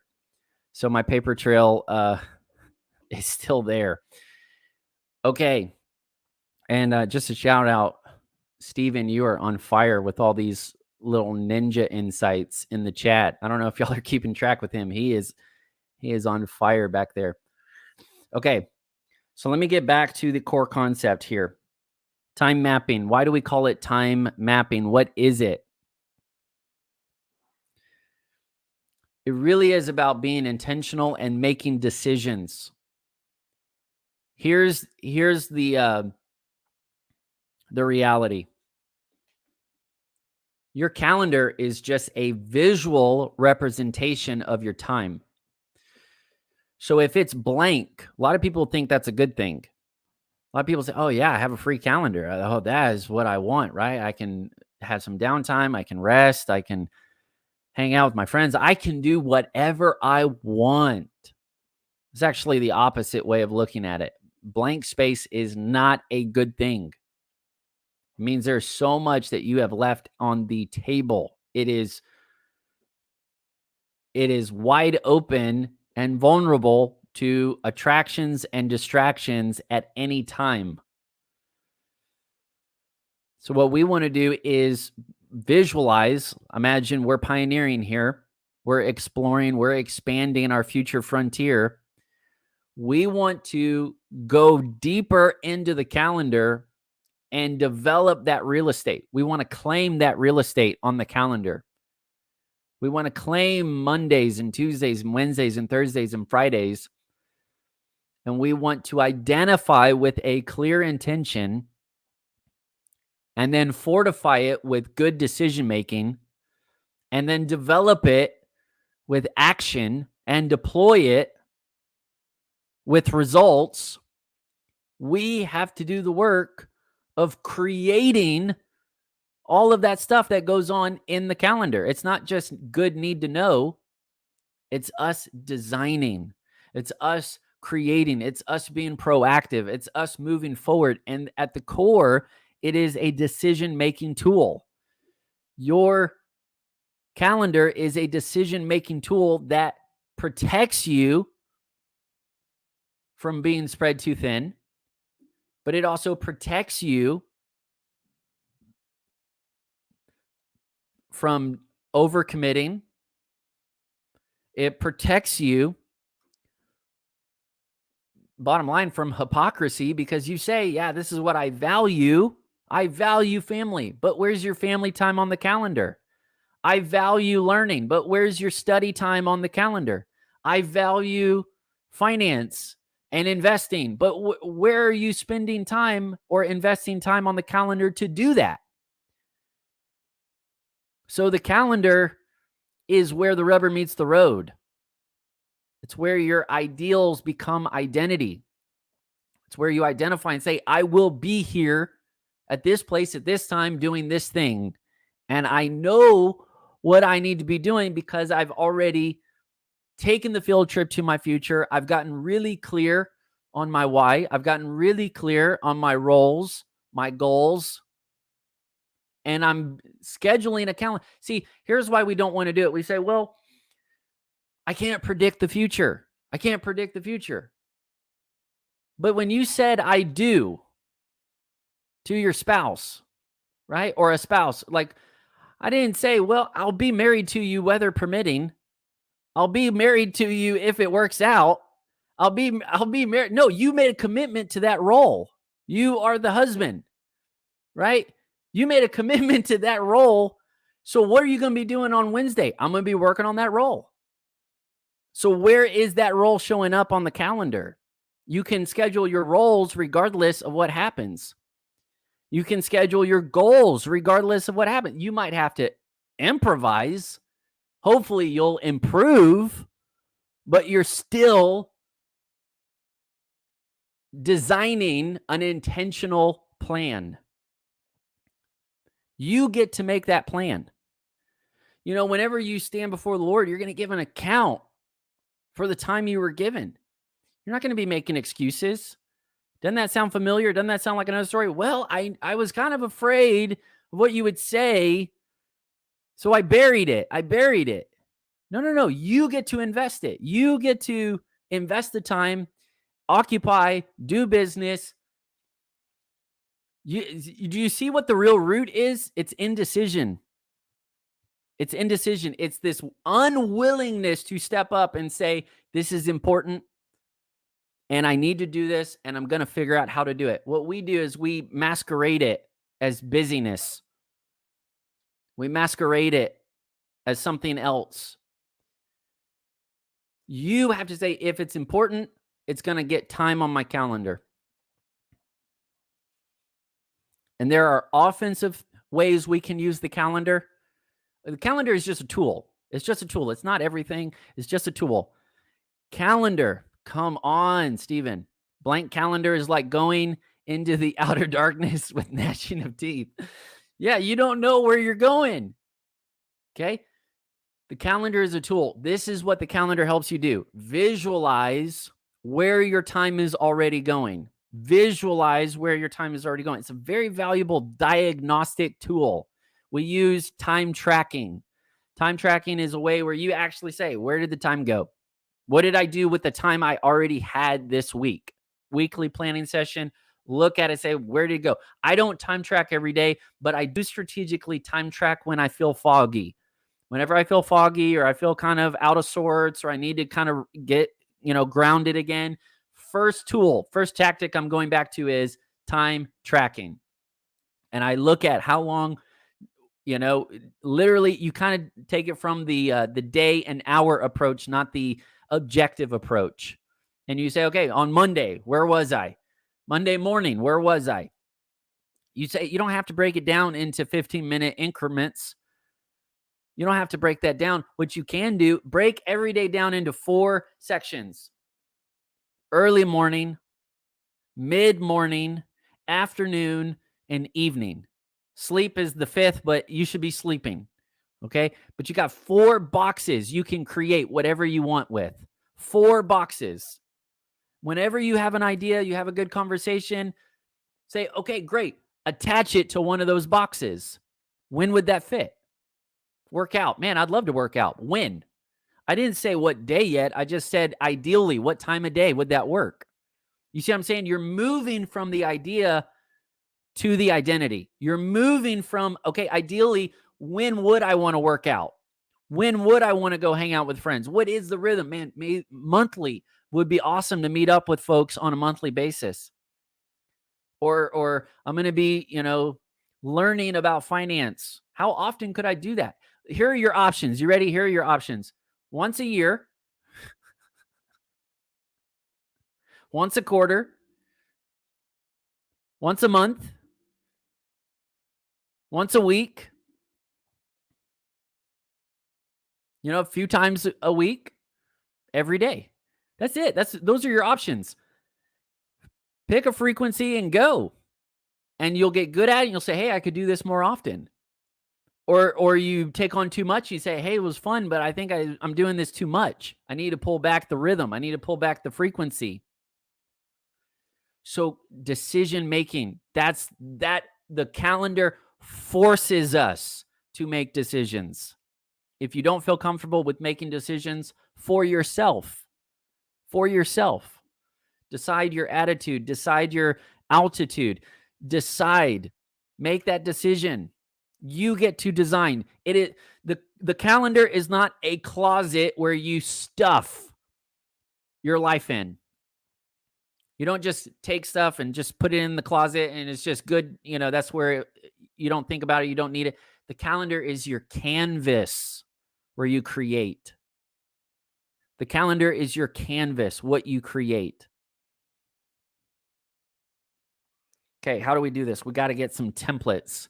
I don't work with decision making in the moment. I can't do it that way. I cannot make decisions just like boom, boom, boom, boom. I have decision fatigue just like you, and I won't even give my best work that way. I have to be thinking proactively. I have to get a way to get ahead. And what I do when I get a way to get ahead is I'm journaling, I'm processing, I am identifying my role. I'm revisiting my roles. I'm saying, how am I doing? And I only have 4 roles. You don't need a lot of roles. Your identity, your family, your territory, which is your vocational calling, and your ministry. So those are my roles right there. If you want to know a little further, it's eagle, man, ox, lion. That's it. Those are the roles. I want to be more like Jesus. I got to see Jesus in all 4 of those dynamics, so I'm identifying who I'm becoming.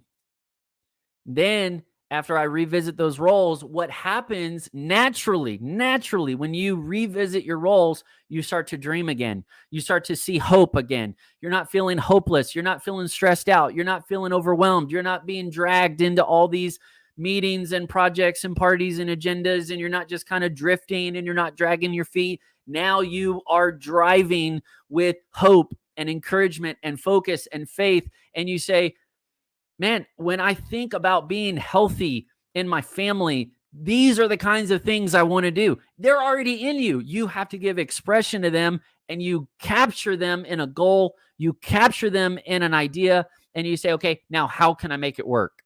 How would I implement that? How could I practice that? You have habit goals. You have achievement goals. You have ongoing goals. You have one-time goals. They all work together. And then when I revisit the roles and the goals, now I have a fresh, updated perspective on what I need to put into the calendar. I have no idea. I have no idea what's going to be happening in a year from now, but I know my roles and goals. So I start with that. That's the big rocks. You know, Stephen Covey, Dr. Stephen Covey, he was a business leader and a believer, and he talked about put the big rocks first before all the little rocks in the sand. You can't fit it all in. Put the big rocks for roles and goals. What do you value? Schedule your values. That's a big deal to me, because if we say we value this and we don't put it in the calendar, we are at risk of hypocrisy. Don't do it. Don't do it. And you can figure it out. You can make it work. You will grow into it. Take one step in front of the other. Get going. That's all you got to do. Get going. Just figure out, how can I get going with this? And then I will get better with this. You can't get better if you don't get going. How long have you been talking about that, dreaming about that, praying about that? You can't even get better until you get going. When I was asking Sarah's dad to marry her, he said, that sounds great. You know, we think you're great. We're here for you. He said, now, Peter, you can't move a parked car. So if you say you want to marry her, I want to see a ring. Go do it. I'm telling you, I had sufficient motivation at that point to go with haste and do it. And that's why you need deep reasons to defend what you put on the calendar. See, your calendar is another expression of your time and your life. It's valuable. What you put on that calendar shouldn't be haphazard. What you put on that calendar should be intentional. Let me try to make another example here. Our wedding was a special day. And it was so important to us that we planned it in advance. You actually plan the things you value. The Lord said, I go to prepare a place for you. How long has he been working on that thing? He's put so much intentionality into it. It's amazing. And here we go. We show up. We have no idea, no resources, no tools, no grid. And we think that we're just going to wing it. I don't mind investing time today into where I'm going, because it's all force multiplying. It's all snowballing. It's all growing. It's all getting better. Make decisions worth repeating. Make decisions worth repeating. I don't have enough time to make new plans, new schedules, new times. It's like, well, I'm going to work out. This is what we do. I'm going to work out on Monday at 4:30, but then I have this other thing. So I'm going to work out on Wednesday at 7 in the morning. And then nobody can keep track with that. I can't remember that. I can't build a habit with that. I can't follow on that. I can't explain that. What if I could build something more intentional so that way I can go the long haul? This is a good rhythm. I can do this again and again. It may not be where I want to be, but it's something sustainable today.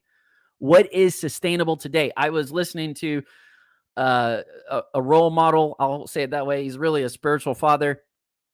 But David Hogan, he said, I wake up and I listen to 100 chapters of the Bible every day. I was like, how do I get on that level? By listening to 1 chapter a day, listening to 5 chapters a day, listening to 20 chapters a day. And now I have something quantifiable and I can say, okay, when am I going to do that? When? A lot of us are saying if. Don't say if, say when. When. So build some templates. I literally would start with the daily. Start with daily planning, weekly planning, monthly planning, quarterly planning, annually planning, life planning. There you go. Daily, weekly, monthly, quarterly, annually, life planning. Do that in every direction. North, south, east, west. Do that with your identity. Do it with your family. Do it with your territory. Do it with your ministry. We get good at the practice, get good at the skill set, get good at the strategy of making decisions, well-informed, wise, thoughtful, prayerful, hopeful decisions. That's all you're doing, making decisions. We act like this is, Olympics. It's not some Olympic routine. It's not rocket science. Think of it this way. Planning is a practice. It's a skill set. So if you're practicing daily planning first, you get more reps in. You get flyer miles. You're figuring it out. You're learning how to make decisions worth repeating, and they are of little consequence. Daily decisions of our lesser consequence. Come on. They are of lesser consequence than life planning. Life planning are big in consequence. So get your reps in on the little stuff. If you're found faithful with little, you'll be found faithful with much. So get a template for your daily planning. You got 4 boxes. Just work with 4 boxes. Early morning, mid-morning, afternoon, and evening. My goal, this is kind of my decision worth repeating. I want to master the morning so I can enjoy the evening. That's my day. That's how I summarize my day. Master the morning, enjoy the evening. Master the morning, enjoy the evening. Why? Because that implies preparation. It means I'm doing the heavy lifting up front, not procrastinating till the end of the day. I get that there are some geniuses among us. They have this creative spark in the evening. We're generally more productive in the morning, more creative in the evening. We're generally more productive in the evening, more creative in the evening. Did I say that right? So do the intentional head down, hit it hard right up front in the morning, and then engage with people in the day. Mid-morning is more like managing. Afternoon's more like making. Manage the morning, right? Attack the afternoon with projects, creativity, what you're developing, what you're working on for the future. I hope this is helping. And then the evening is enjoying. You want to be able to say, no, I'm going to be present with my key relationships, my family, my friends, meetups, dinner parties, whatever. That's daily planning. Get good at daily planning. Not some days, not Sundays, not big days, every day, because you need the practice and you need the competence and the confidence to say, I can level up. I'm going to advance. Like when you play a video game, you get new levels and you get new strategies and it's like level unlocked. Well, you'll have new strategies unlocked when you get to weekly planning. But if we started with annual planning, which I'm still learning, I'm not even all there yet, right? I want to always be a practitioner and a learner. So I'm not implying that I got to figure it out. But the point is, there are strategies at the monthly and the quarterly level that we're just not ready for because we haven't implemented or acted on stuff in the daily. Like, go have a good day. Go have a good day first. Carpe diem, seize the day. And do that enough times. And what you're going to find is real-time data. And you're actually going to have results to measure You can't even do the time budgeting yet. You can't even do the time tracking yet. You can't even do the strategies yet. There's other strategies, but you can't do them yet because you haven't done a day. I hope you hear my heart in that. I'm not down. I'm building people up here. So I'm exhorting you. I'm admonishing you to good works. So do daily planning. You got those 4 boxes. Visualize it. Get it on pen, on paper. Just draw 4 boxes. Put the day. Drop down what would be important and design what kind of day you would want. Design what kind of day would work for your roles and your goals. That's the heavy lifting that's going on Future Friday. That's what a Future Friday is about. And then when you get to the weekly planning session, you already have your rules of engagement and you got all of these options coming at you and you're making well-informed decisions, not because you're winging it, trying to figure it out in the moment, but because you have patiently processed what winning looks like in your playbook. And then you're making decisions. Good, well-informed decisions. I want to teach you, I use these in Evernote. I just make guides for myself in Evernote. Let me get to the strategies. Thank y'all.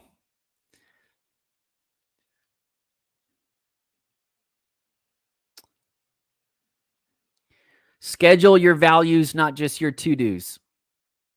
Schedule your values, not just your to-dos. The to-dos will get done. Your values may not be. Be intentional. Start with your roles and goals first. Roles. I am a disciple. I am a husband. I am a friend. I am a leader. Right? You say, how do you schedule your roles? By sharpening the saw, by getting better, by learning, by practicing, by doing. And then associated with each of those roles, now you know you have a core identity, your hidden life in Christ, but then out of that, you have these roles. And then out of the roles, you'll have a few, just a few, maybe 2, maybe 3, maybe 5, I don't know, but you'll have a few goals associated with those roles, which are associated with your core, your why, your worldview. You see how you're living integratively now? You're living integratively now, not scatterbrained. Everything's coming out of this life-giving tree, so to speak. Okay. So make it personal, make it practical. What are the goals associated with that? And then out of the goals, you're going to have projects, and out of the projects, you're going to have moments that make all that happen. So schedule your values, not just your to-dos. Don't let, if you do not claim that white space on the calendar, you're going to lose it. All right. Vertical, then horizontal. When you're building your templates, your daily, your weekly, your monthly, and on, go vertical first, top down first. So what do I mean? Timeline goes down. So when do you want to wake up? When do you want to go to bed? Work on one day first. Just work on one day, walk through it, time blocks all the way through, and then do it again. So now you start with your ideal day, then you have your Sunday, then you have your Monday, then you have your Tuesday, Wednesday, Thursday, Friday. Now you just built a week. You see what I'm saying? If you're faithful with little, you will build up too much. You started vertical with one day, then you go on to Tuesday, then you go on to Wednesday, Thursday, Fridays. Now you've just built up a week. Do 1 week, then 2 week, then 3 week, then 4 week. Now you have a month. Do 1 month, then 2 months, then 5 months, then 12 months. Now you have a year. You're getting good at it. Go vertical, then you will scale more and more. You might have to clarify that later. And then remember energy management. Energy management, like right now, right? Congratulations. We are almost 2.5 hours in. Energy management. Don't just think time management, think energy management. I will just mention a book that you can read called At Your Best by Carey Nieuwhof. At Your Best by Carey Nieuwhof just came out. Really, really good. There's also a free video podcast from Craig Rochelle on energy management. I think they'll just summarize that better right now. So we are going to tap out now. Thank y'all. I have no idea where my notes went. They evaporated, but it is all good. I'd love to hear clarifying questions. We're going to debrief. I do have a clarifying question. Can you explain vertical then horizontal? Maybe I missed it. Yeah, so when you open up your calendar, you want to do time blocks in one day first. That's vertical. And then you'll go horizontal across the whole week. So instead of looking at the week view, start with one day. Okay. Get an ideal day that works. Very simple. Okay. 4 blocks, early morning, mid-morning, afternoon, evening. Structure that.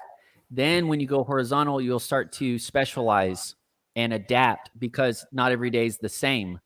But there are a few elements that will be the same. So you build off of those and then you can specialize. That's when you get theme days. Theme days happen when you move horizontally from Sunday to Saturday. Theme days become the things that are unique to those days. And then you do the same thing with your bigger rhythms as well. Okay, cool.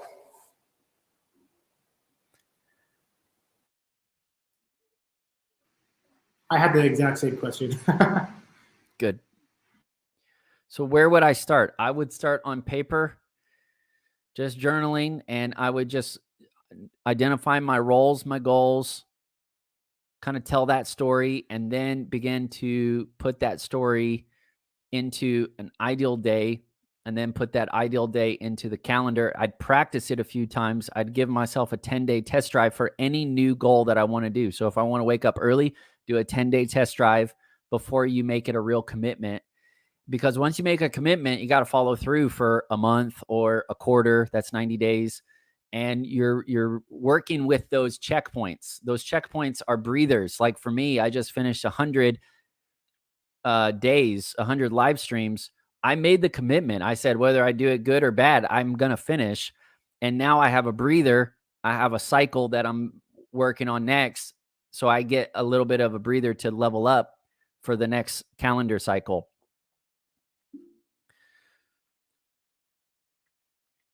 But I really appreciate y'all. You're going to have to pull anything out of me that you need. So feel free to push back or move on.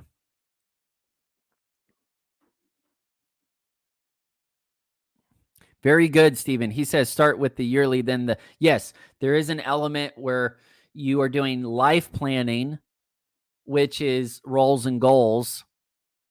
Yes, thank you. That would be a precursor. But as far as learning the tactics of time management versus, due dates and things like that, I wouldn't want to make a annual goal if I can't keep a daily appointment. So yeah, very well said. Good distinction.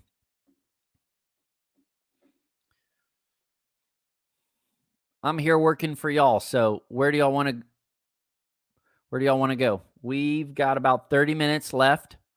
We still have 2 topics.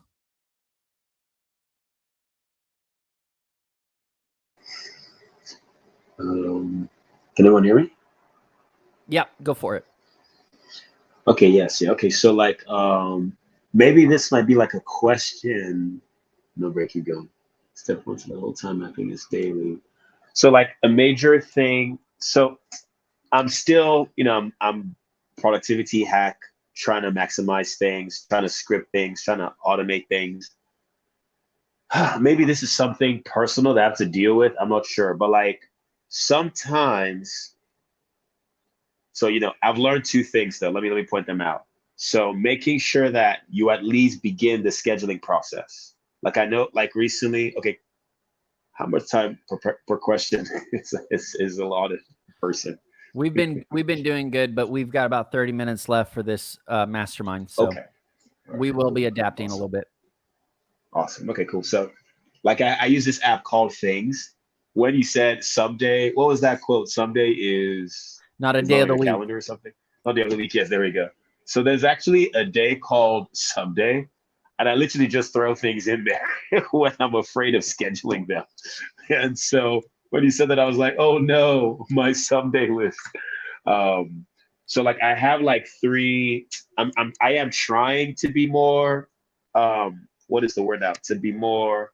I think the word is productive, efficient. Um, in scheduling. But a major thing I have, I'm still working on, is this thing of I might even plan everything out. I think maybe this might help me personal. I have it scripted, I have it documented, but then the place of what I have set out to do for today, I'm making sure. Like I've heard people say, this is what I learned recently from someone. They would take out just three things. I think maybe I schedule too many things per day. Maybe that's what my issue is. I'm not sure. And I end up doing one out of everything because I find out that, oh, I'm supposed to do this. And I also don't take out enough time. You know, like I like what you said. Honestly, it actually is the truth. You know, when you take time out to plan, that time you're taking out to plan means you're just auto, you know, everything when you plan out properly. The issue is I don't take enough time to. My good weeks are the ones I take out time to plan things out properly. The bad ones where I do start the planning process, but I don't put enough time into thinking out, fleshing out the week. Like the point where you mentioned making things real enough to have action steps to get there. But yes, is it that maybe I need to maybe just cut things down to maybe the two or three things? Maybe that's, I'm not sure. This is just me like wanting to, I'm learning, like I'm seeing that everything you're saying is showing me like I'm trying to get somewhere. For instance, knowing the why gives you the power to make the decisions. Whoa. So epic. I need to come up with more epic quotes. I feel like Sensei just said that. Yeah. Steven's amazing. Like, what's it out? What's this, a movie? So let's pull together and speak to Francis's scenario, because I think we all relate to it. Let's take 30 seconds. Not all of us, but does someone want to weigh in and help speak to that? Forgive my rant.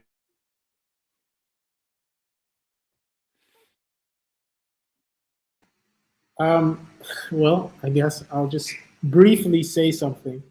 I think Peter touched on scheduling your values and not just your to-dos, because I also have a problem with often scheduling too much. And so that's an area that I need to sort of address. Scheduling, putting the big things first, rather than just putting everything in one big container. So maybe that's something to consider. Super good.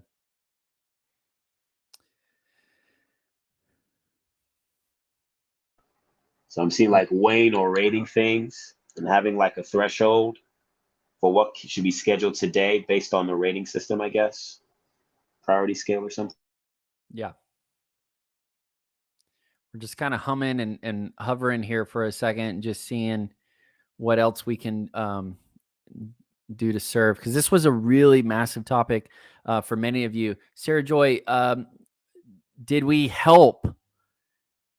You said the number one thing you wanted to come in with was for the time mapping. So where is your satisfaction level right now?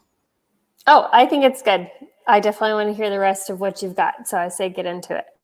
Okay. Thank you. I'm going to heed my wife and we're going to do that.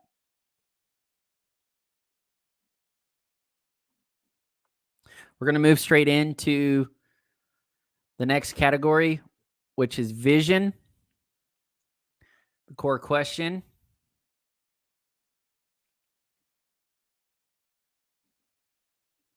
It's really important. How do we identify the future of whatever we do in the middle of disruption? One of the reasons we do hit decision fatigue, one of the reasons we do avoid the calendar, is because we don't know what's going to happen. We don't have the perfect clarity or the context to make well-informed, wise decisions that far out, that powerful. So we have to daily seek the Lord, daily follow the Lord, because we're learning, we're being led, we're growing as we go. And a part of that is vision. Vision is what helps us to confidently make these decisions and then to figure out how to put them in the calendar. So another way to describe what we're going to talk about today is innovation. Here's the big aha moment. Whenever we say, well, first let me do this. The strategies that we're going to implement is, oh, that's so good. The strategies we're going to implement right here, summarize and strategize. Summarize and strategize. These are skills. How would you summarize something? And then how would you strategize something? Another way to say is zoom out, zoom in. Zoom out, zoom in. Learn how to think, how to perceive, how to intuit, how to decipher and decide macro, micro, summarize, strategize. We're constantly moving. A lot of us, we get leadership vertigo, visionary vertigo, because we're zooming back and forth. We're ascending and descending so fast, so quickly. We can't keep up with it all. We have to learn that skill of summarizing what is happening in the moment. You know, we really do need a lot of wisdom and clarity, even now culturally. What is really going on? And then we have to come back down quickly and strategize. Okay, what now? Be agile and adaptive. So that's a skill set. Another one is to be future present point of view. That is different than the other points of view. And then I would say future present is more of a proactive approach, and honestly just a trust and a hope, right? Putting your hope, the blessed hope, living for that day, not just today. And that can be kind of applied in a lot of different ways. But that's a mindset. And that's a visionary skill. But then the thing I was going to get into is 5 years forward. We're actually going to explain this. It takes a little bit more time, but this would be, I would say, about anywhere from 90 minutes or more to actually sit down and go through a step-by-step journaling exercise that I call 5 years forward. And it is difficult and it is powerful, and you don't have to wait for the actual steps that I use because it's just what I do. But if you just want to get started, just start to identify with 5 years forward. Identify with who you're becoming, identify with what's important. And this is where a lot of people get in trouble with the whole manifesting stuff. This is not that. This is not visualizing. But what this does help with is summarize, strategize. Summarize, strategize. You got to put today in context of something bigger, something more important, and say, hey, if I really have this dream in my heart, and if I'm not doing anything with it today, I'm not going to make it in time. I have to steward the time I have today. But 5 years forward is so important. I did this exercise the first time, and I was a youth pastor at the time. And I still am in many ways. But I was saying, okay, 5 years from now, we're going to have a bigger youth group and a better youth group. And looking back now, Bigger and better is not always best.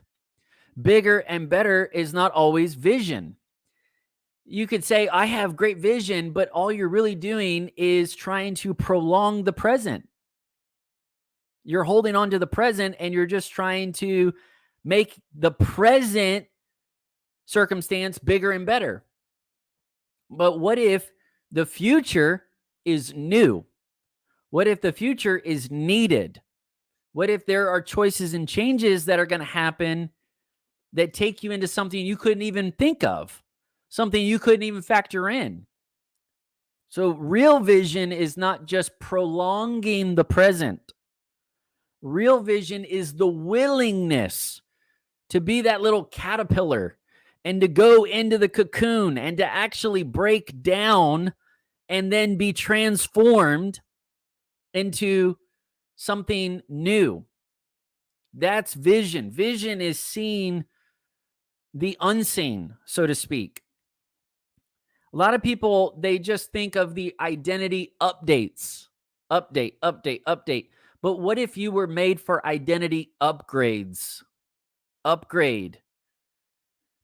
How do we get that? We don't get it in the fog of war. You can't get vision in the fog of war. When things are, Stephen mentioned the whirlwind effect. What do you do in the fog of war? Well, there's 3 questions the military will teach: what's happening, what's not happening, and what do we need to do now? A lot of times you get overwhelmed. You have to say, what is really happening? Because your brain will tell you a lot of things. Like one time, I was feeling unprecedented stress. I never felt that going on in my body before. So your mind will just go in all these crazy directions and say, well, this is bad and this is what this could lead to. And you just start, blah, blah, blah, blah, you kind of like, it gets out of hand. Well, that wasn't the case at all. But in the fog of war, you need to know what's really happening. Sometimes you can counteract that by saying what's not happening. Something needs to be happening, but it's not it's not happening. For instance, we need unity right now in this moment, but I don't see the unity that we need right now in this moment. Or we need, servant leadership, and there's not clear servant leadership. So you're saying what is happening, but what's not happening, what's missing that is needed in your business, in your family, in your ministry, in your life.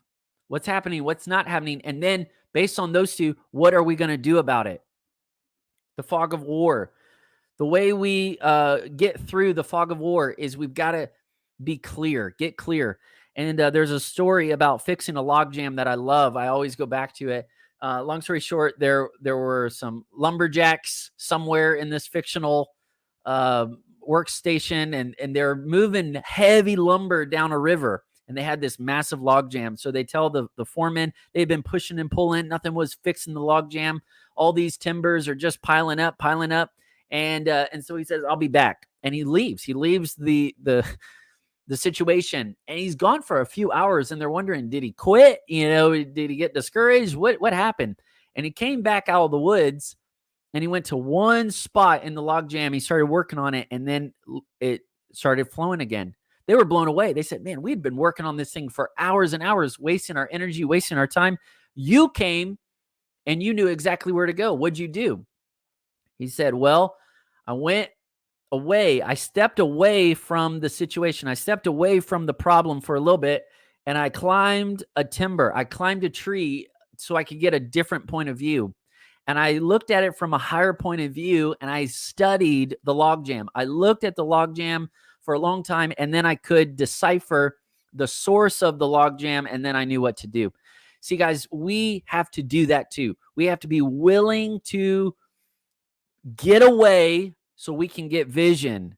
I'm telling you, you've got to pull away so you can get ahead. Get away so you can get ahead. You're not going to see what you need to see when everything is up close. When everything's in your face and everything's all, you've got to have the discipline to go get your vision. Have the discipline to go get your vision. So important. I believe the Lord built in these Sabbath cycles to bring rest and renewal into our soul. And we say, no, I'm being responsible. And he says, no, you're being disobedient.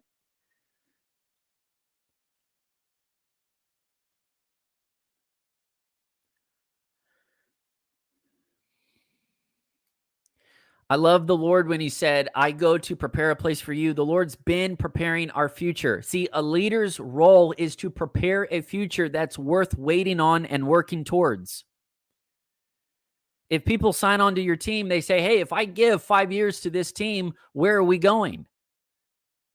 You don't want them to get 5 years in and then say, well, it really wasn't worth it. That's your job. That's my job, to have vision. We say, well, I'm here for the team. Really? Because the team needs something to work towards. The team needs something to wait on. That's going to give them hope and encouragement to say that doing the repetition is going to matter and it's not going to rust into redundancy. I take my downtime seriously. I take my time away intentionally. It matters. I'm not trying to dream up bigger and better. I'm trying to say what's new and needed. So viewpoints matter, present to past or future to present. We often look at reference points. Well, this is how we've always done it. This is the way we've been successful in the past. Yes, we need to learn from history, absolutely. But what are you looking for?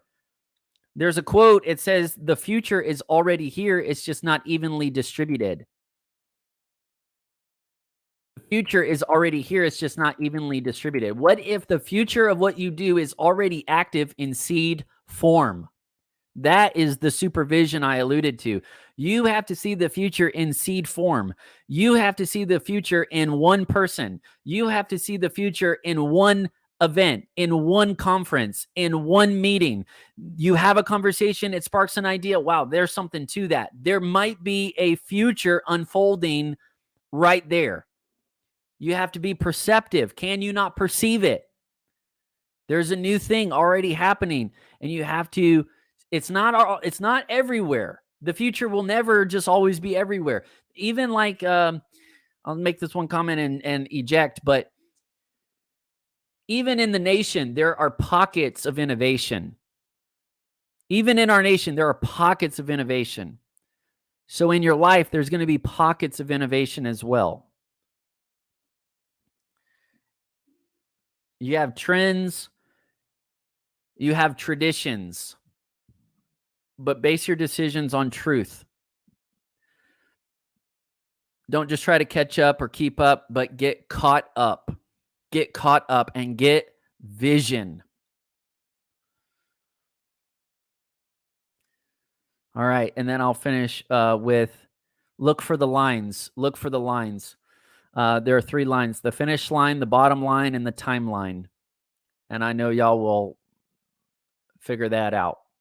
The finish line. What's the finish line? That's the end in mind. That's the why. That's the, what we're ultimately going for. The bottom line.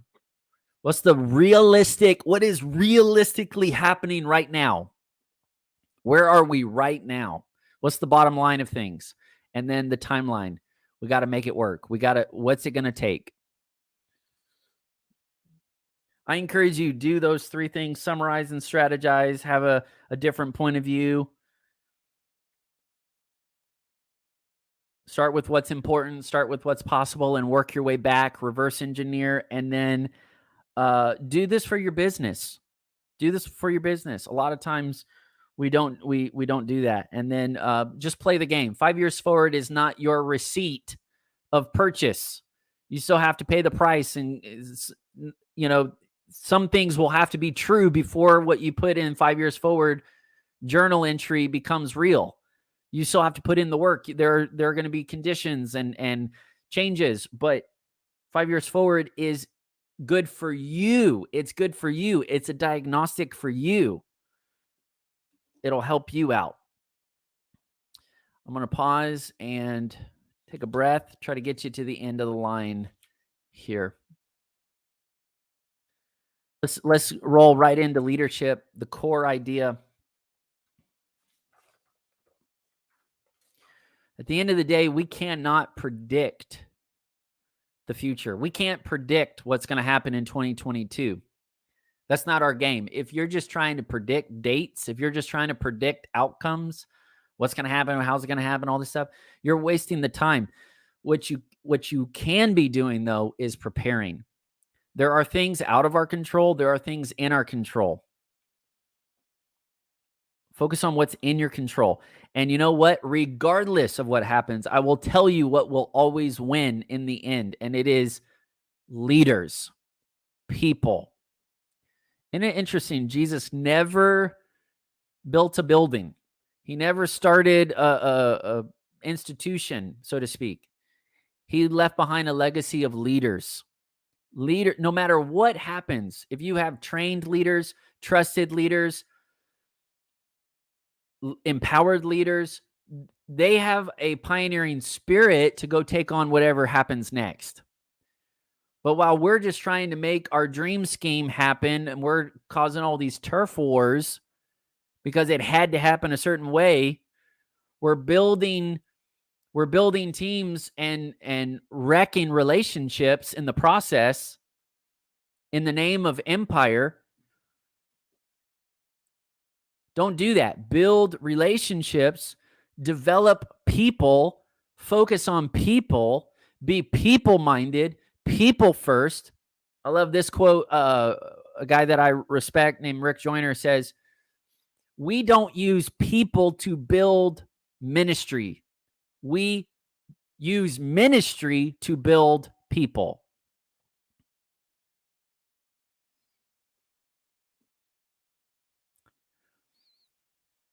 So how are we really going to take on the future? It's with leaders, competent leaders. There's this powerful scripture, Psalms 127 says, "Your children, blessed is the one who has a quiver full of these arrows, these kids," or you could even refer to as these spiritual kids, right? These spiritual leaders. Sons become fathers, so to speak. Blessed because they will fight on your behalf. They will prevail on your behalf. What's going to win in the end? Empowered leaders, not codependent helpers. You're not responsible for everybody. I'm not responsible for everybody. But there are a few people that are strategically in your sphere of influence, even now, even right now. They are friends for your future. I believe this mastermind, there are friends for the future. Now, you and I have a choice. Are we going to be the CEO or are we going to be the CEO? This is what I mean. The chief everything officer or the chief empowering officer? You're going to choose. Do you want to be the chief everything officer of your life, of your day, of your week, of your team, of your relationships, of your goals? Or are you going to be the chief empowering officer? I want you to redefine how you delegate. We think delegate is a verb. Delegate is a noun. This is a delegate of our team. I trust them as a delegate to we put so much emphasis on the system and we bypass the leader component. The whole point you delegate is to develop a delegate. I'm developing delegates that are going to go represent the brand. They're going to go represent the business. They're going to go represent the ministry. They're going to go represent the kingdom somewhere I'm not. The real proof of your team is when you're not in the room, not when you are in the room. We have to think like a team of tribes, unified. We have alignment. We have autonomy. We give each other autonomy to grow and to take risk, but we have alignment in relationship. So here are two things I want to share with you: the leadership journey and the leadership community. How do we cultivate leaders that will take on anything together? Number one, go on a leadership journey. Number two, create a leadership community. Powerful quote: the illiterate of the future will not be those who read, right, but rather those who cannot learn, unlearn, and relearn. Oof. So we got to go on a journey. We have to be learning as leaders together. I'm going to just land there. We'll end up there. All right, leadership journey. Here's the leadership journey. I'm on the leadership journey. You're on the leadership journey. The people you interact with will be on the leadership journey. 3 big stages, big stages. Number 1, self-leadership. Number 2, servant leadership. Number 3, generational leadership. It's like a tree, roots underground, strong core, and then branching out into branches and fruit. The fruit is on the limbs. The fruit is on the branches. Another way I could say it is the fruit is on the future. The fruit you want to get, the fruit you want to see is in the future. How do you get there? Lead yourself. That's the roots. And then lead others. That's the solid core. And then lead through others. That's multiplication. Now, the way we do that is we have to have a holistic development plan. Holistic development plan. Our metrics have to change. We have to be thinking holistically. Every person is on that journey, and they're going to be growing holistically. There's three attributes of that process, that growing process: training, or trusting, training, and tracking. So as you're developing people and you're thinking about this holistic development process, you're going to have to literally think, put it on paper on purpose. What are the values we trust? What are the kinds of people we trust? How do we grow trust here? How do we grow trust in our relationships? Professional integrity, personal integrity, professional integrity. Then training. What kind of training will create confidence and competence in the leader at every stage? And then figure out the tracking. That follow-up is so important. And then the second piece is leadership community. We talked about holistic development. Now I want to talk about humility. So we're thinking holistically for leadership journey. We have to think about humility with the leadership community. The only way a leadership community grows is through humility. Hey, I'm growing. You're growing. I'm doing self-leadership. You're doing self-leadership. We're going for servant leadership. Together, we're dreaming about generational leadership. We're having those conversations. We're being intentional. We're staying relational. We're doing the basics together. Now I want to go into the strategy here, which is community C's, commander's intent, and the 3 M's. Thank y'all for your patience. I know this is fire hydrant. Community C's. This is how we build or how we grow a leadership community. If you want a leadership community that will take on new territory together, that will be rooted in relationships, not siloed in systems, I want you to be thinking of a community. They are a community of leaders. A lot of leaders are lone leaders. We have a lot of lone leaders. A lone leader produces a lonely organization. A lone leader produces a lonely church. A lone leader Paradigm produces a lonely team. But a leadership community says we're going to be a flock of eagles. We're going to be a team of tribes. We actually have a vision of empowered leaders working together.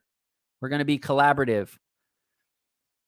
So how do we develop the community, leadership community? 4 C's. There are 4 C's. Number 1, culture. Culture. We're going to communicate the culture. We're going to have conversations about the kind of culture we want to have. So what you're doing personally with your calendar and roles and goals and taking field trips to the future, now we do it together. We get to go on field trips to the future about who we want to become, about who we are growing into. Then number 2 is C, calendar. The second community C is calendar. Don't just talk about your values, schedule your values. That's why it's important if you have a mission statement or if you have goals for your team, put the goals on the calendar. Put the operations on the calendar. Then the next thing is content. Content. When I mean content, I don't just mean a podcast. I mean, if you put something on the calendar, you have to prepare for that moment.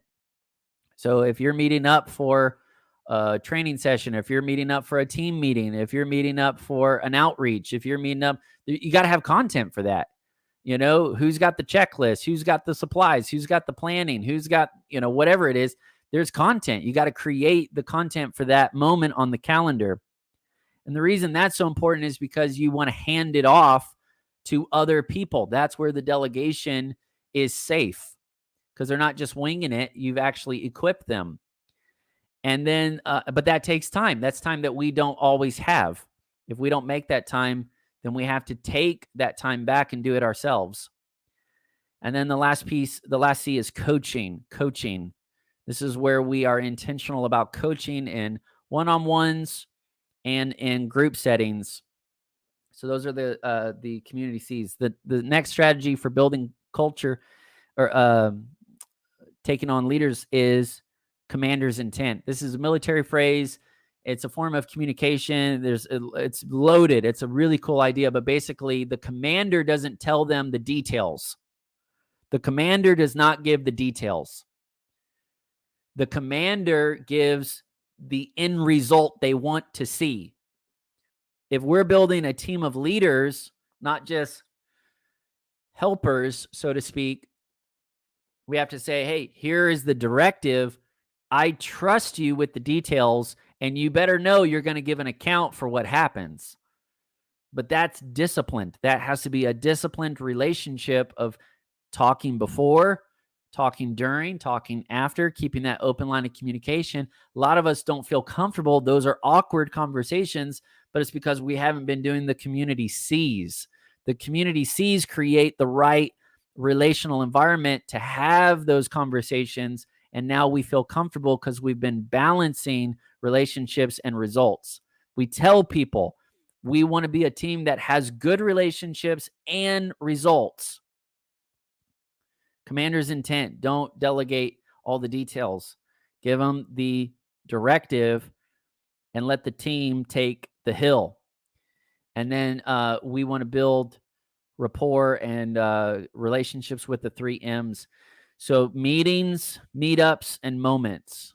Meetings, meetups, and moments. I'm telling you, if you want to get good at developing leaders, you have to take responsibility for your meetings, your meetups, and your moments. You are responsible for the meeting. You can't say, oh, it's a boring meeting. I don't look forward to the meeting. It's your meeting. Make it great. It's your meeting. You can't say meetings are always boring. You are boring. Meetings are not effective. You are not effective.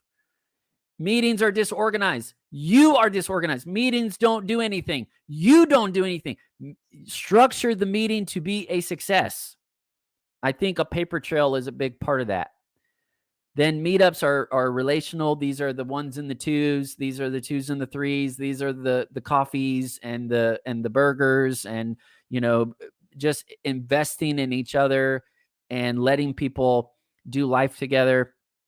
Moments are group moments, events, parties, where we're casting vision and we're building rapport. Put that on the calendar up front.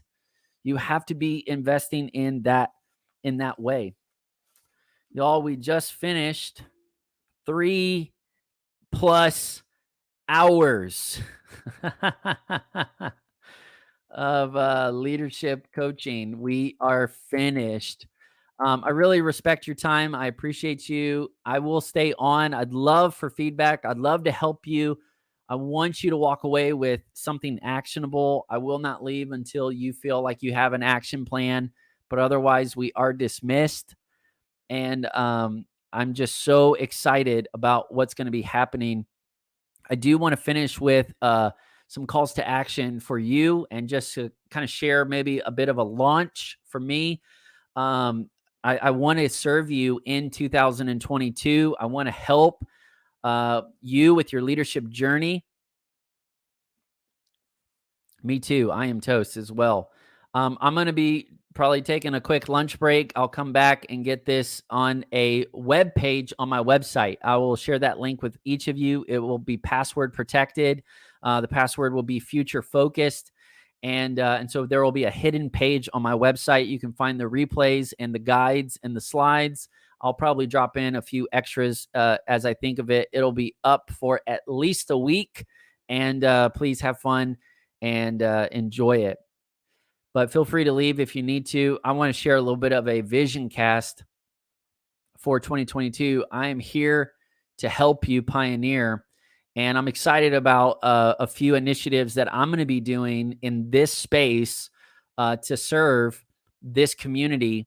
One-on-one coaching, I'm going to be making that possible really starting December.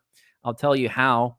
I'm working on a new course effective potentially December 25, and then a new book, which I've been talking about on the live stream. So we're nearing the finish of that. And then we'll have Prepare to Go There season 2 sometime probably mid to late January. But the website is peterbirchfield.com. That's the go-to. And just think of it this way. When you need insights and strategies to pioneer the future, I'll be your coach to prepare to go there. Some of the things I'm bringing to help: daily coaching journey. It's a video podcast called Prepare to Go There. I'm ready to level up. We'll give that some time to level up. Coaching community is called Future Friends. That's the email community. And then coaching conversations, as well as the masterminds. I'm going to be doing one-on-one coaching. I'm really encouraged about it. I have a blessing from my wife, my parents, who are my pastors, and just going to be making a intentional part of my calendar to just serve relationally and just kind of share some of the wins. And kind of the way I'm framing it up now is I have a calendar app that lets people make appointments. And, if you want just as easy as 15 minutes or something a little more in depth, like, 30 or 60 minutes, we can really get into the tactics for your personal life as well as your team systems. And I'm not the expert, but at least you got somebody in your corner. And I hope that the value that you've seen is proven to be actionable. Also, I'm super excited about a new course. It's called Pioneer the Year. The focus is life planning and leadership. So it's a pioneering approach to life planning and leadership. I go in detail with what I refer to as the life compass, those 4 north, south, east, west that I mentioned. And just kind of taking you through the 5 years forward, taking you through the future frontier framework, the future focus framework, future field trip, future Fridays, and then Pioneer Planner, Journey Journal. There's just a lot of kind of pieces that I've used. People have been wondering, Peter, how do you actually do this? I'll actually take you through that system. My goal is to do it in video one time so I don't have to go through it again and again. There will be a waiting list on that webpage if you're interested in that. And then there's a new book that's coming out. I was hoping to finish it by my birthday, but the goal is to capitalize on Pioneer of the Year at the beginning of the new year. So I'll just keep swinging. But I'm super excited about it. It's really about productivity and your life's work. Productivity and your life's work. And I'll be aiming for January 2022. These are, really just investments in this leadership community. And I just believe that the future needs more leaders, not fewer. And I think leadership's going to matter more, not less, as we go. So obviously, yeah, SA said, a lot going on. All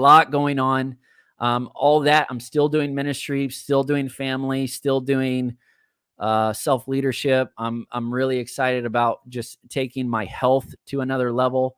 So I'm in the same boat as y'all. I'm just figuring this all out as we go.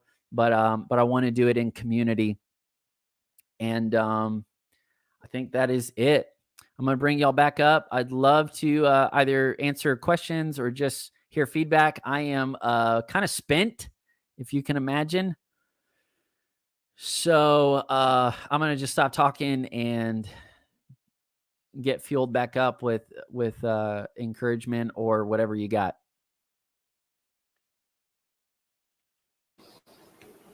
Well, I just want to jump in and say super great 3+ hour run. I think you gave us so much to work with and so much to do homework on. And we're super excited for your course and for your book and for your coaching. And I just imagine that being such a resource to people, especially knowing like if they are going through something or if they want to resource someone else. Hey, go get in contact with Peter. Go do a one-on-one coaching session. Hey, take 30 minutes or take an hour and really just go deep in your future. I think so many people need that throughout the year. And the ability that you're giving them to just schedule that in is amazing. Today was super helpful. I know Francis was saying, like, there's so many things. Can we get all the slides and the PowerPoints? Like, just you being able to get that out to everybody is really, really awesome to be able to look over all of that again. But I thought it was great. I thought you did awesome. And I am looking forward to putting this into practice. Yeah, I just wanted to say, I mean, that was amazing. So thank you for. I can't imagine how much time you put into that and all of your research and all of the experiences that you had to dig up and just the whole process of putting it together. It was amazing. So thank you again for putting it together. I just wanted to say one of the big things that I took away was in the strategy of making decisions.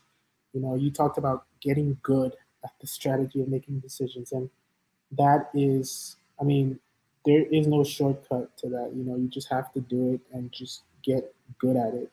And then the sort of the four sections of the day: the early morning, mid, afternoon, evening. Um, that's something that I haven't been doing, and so I plan on sort of making a change in my approach to planning and strategizing based on that sort of four section day thing. So that was very helpful to me, and I mean that's something that I can immediately start, doing something about. I'm excited about that, and then every other thing is pretty good. I mean, awesome stuff.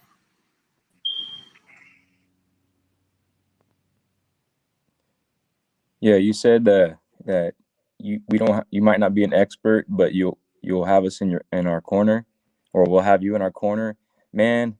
Uh, if you're not an expert, then geez, that's kind of hard to fathom what the next guy up would look like. But I'll take you in my corner any moment of the day when it comes to being a better leader. And when you talk about proof of concept, you are proof of concept. And thank you for showing us what a practitioner actually looks like. You were talking about what one of the questions was, what leadership role should we effectively display before our teams? And I think all of it is what you display and have displayed today. I didn't think I would feel emotions in this coaching conversation we had today, but it's very emotional today. It's very encouraging. I felt like I wanted to go to my team right now, like throughout the entire conversation, because there were so many things that could be implemented like right now. But I'll say the biggest one that hit me, I guess the best way I can sum it up is being or having good intentions doesn't mean you're being intentional. And just because you intended to go towards a direction does not mean that it's going to work, because intentionality will determine the beginning and the end process, which means that hypocrisy is in play, because we say that it means something, but if we don't put it on the calendar, then unintentional hypocrisy is something that is being displayed at the moment. And I don't want to be a hypocrite. That is not my intention. However, if it's something I said but didn't do, or if something I did and I didn't do it right, then that's what that is. So that definitely challenges me to level up in my word and in my actions, and to remember that ministry is to empower people, not for people to empower ministry. So thank you again for everything that you did. And I will be one definitely looking forward to one-on-one coaching. I will appreciate that. And I thank you so much for not doing that. Sarah, thank you so much He was on it. Yeah. I heard that one. I said, nope, that's hard for me to do, but nope, if that's what you said, then that's what it's going to be. So Thank you. Because I want to work with you guys. So thank you for blessing him with the time to be able to spend time with us one-on-one. That's a big deal. It's a huge, huge deal. And Sarah, thank you personally. Thank you. That's awesome. I just got a message from Wendy. She was saying she wanted to jump on, and she said she was literally writing out a message in her chat when her computer died. So she just wanted me to share. Thank you so much for everything. This was really good. I'm thinking how it would be possible to organize a session like that with some of the team in French. So she's already thinking about how to get together. And she just said the material and the content was precious, in her words. So I just wanted to share that. Thank you so much. And thank you, Stephen, for being in the chat. We just love you and excited for your business. I want to just pray a prayer blessing over us. Yes. And I just was hearing this today, this morning, with my time with the Lord, and Proverbs 4. So I'm just going to read Proverbs 4 over us, and we'll just receive it as a blessing. But listen to my correction, my sons, for I speak to you as your father. I hear this as the Father, God speaking this over us. So let discernment enter your heart, and you will grow wise with the understanding I impart. My revelation truth is a gift to you, so remain faithful to my instruction. For I too was once the delight of my father and cherished by my mother, their beloved child. Then my father taught me, saying, never forget my words. If you do everything that I teach you, you will reign in life. So make wisdom your quest. Sounds like pioneering right there, right? Make wisdom your quest. Search for the revelation of life's meaning. Don't let what I say go in one ear and out the other. Stick with wisdom, and she will stick with you, protecting you throughout your days. She will rescue all those who passionately listen to her voice. Wisdom is the most valuable commodity, so buy it. Revelation knowledge is what you need, so invest in it. Wisdom will exalt you when you exalt her truth. She will lead you to honor and favor when you live your life by her insights. You will be adorned with beauty and grace, and wisdom's glory will wrap itself around you, making you victorious in the race. So Lord, just pause there. I bless you, Lord. I thank you for your peace that was so apparent through this time. Lord, we don't just hear this stuff to be burdened. We hear this stuff to be built up. And I thank you that you encourage us. You give us hope for the future. I pray that the number one characteristic in this leadership community is that we have hope. We have the blessed hope who is the Lord, and we live with a hopeful attitude of the future. And that's why we're dreaming bigger. That's why we're taking on the year with a team. And that's why we can expect you to give us the wisdom that we need to be intentional and to stay relational. In Jesus' name, amen. Amen. Y'all stay awesome. Keep going. Keep growing. I will see you at some point, but I'm going to go get some lunch. I might take a nap, and enjoy your Saturday. Likewise. Thank you so much. Woo-hoo!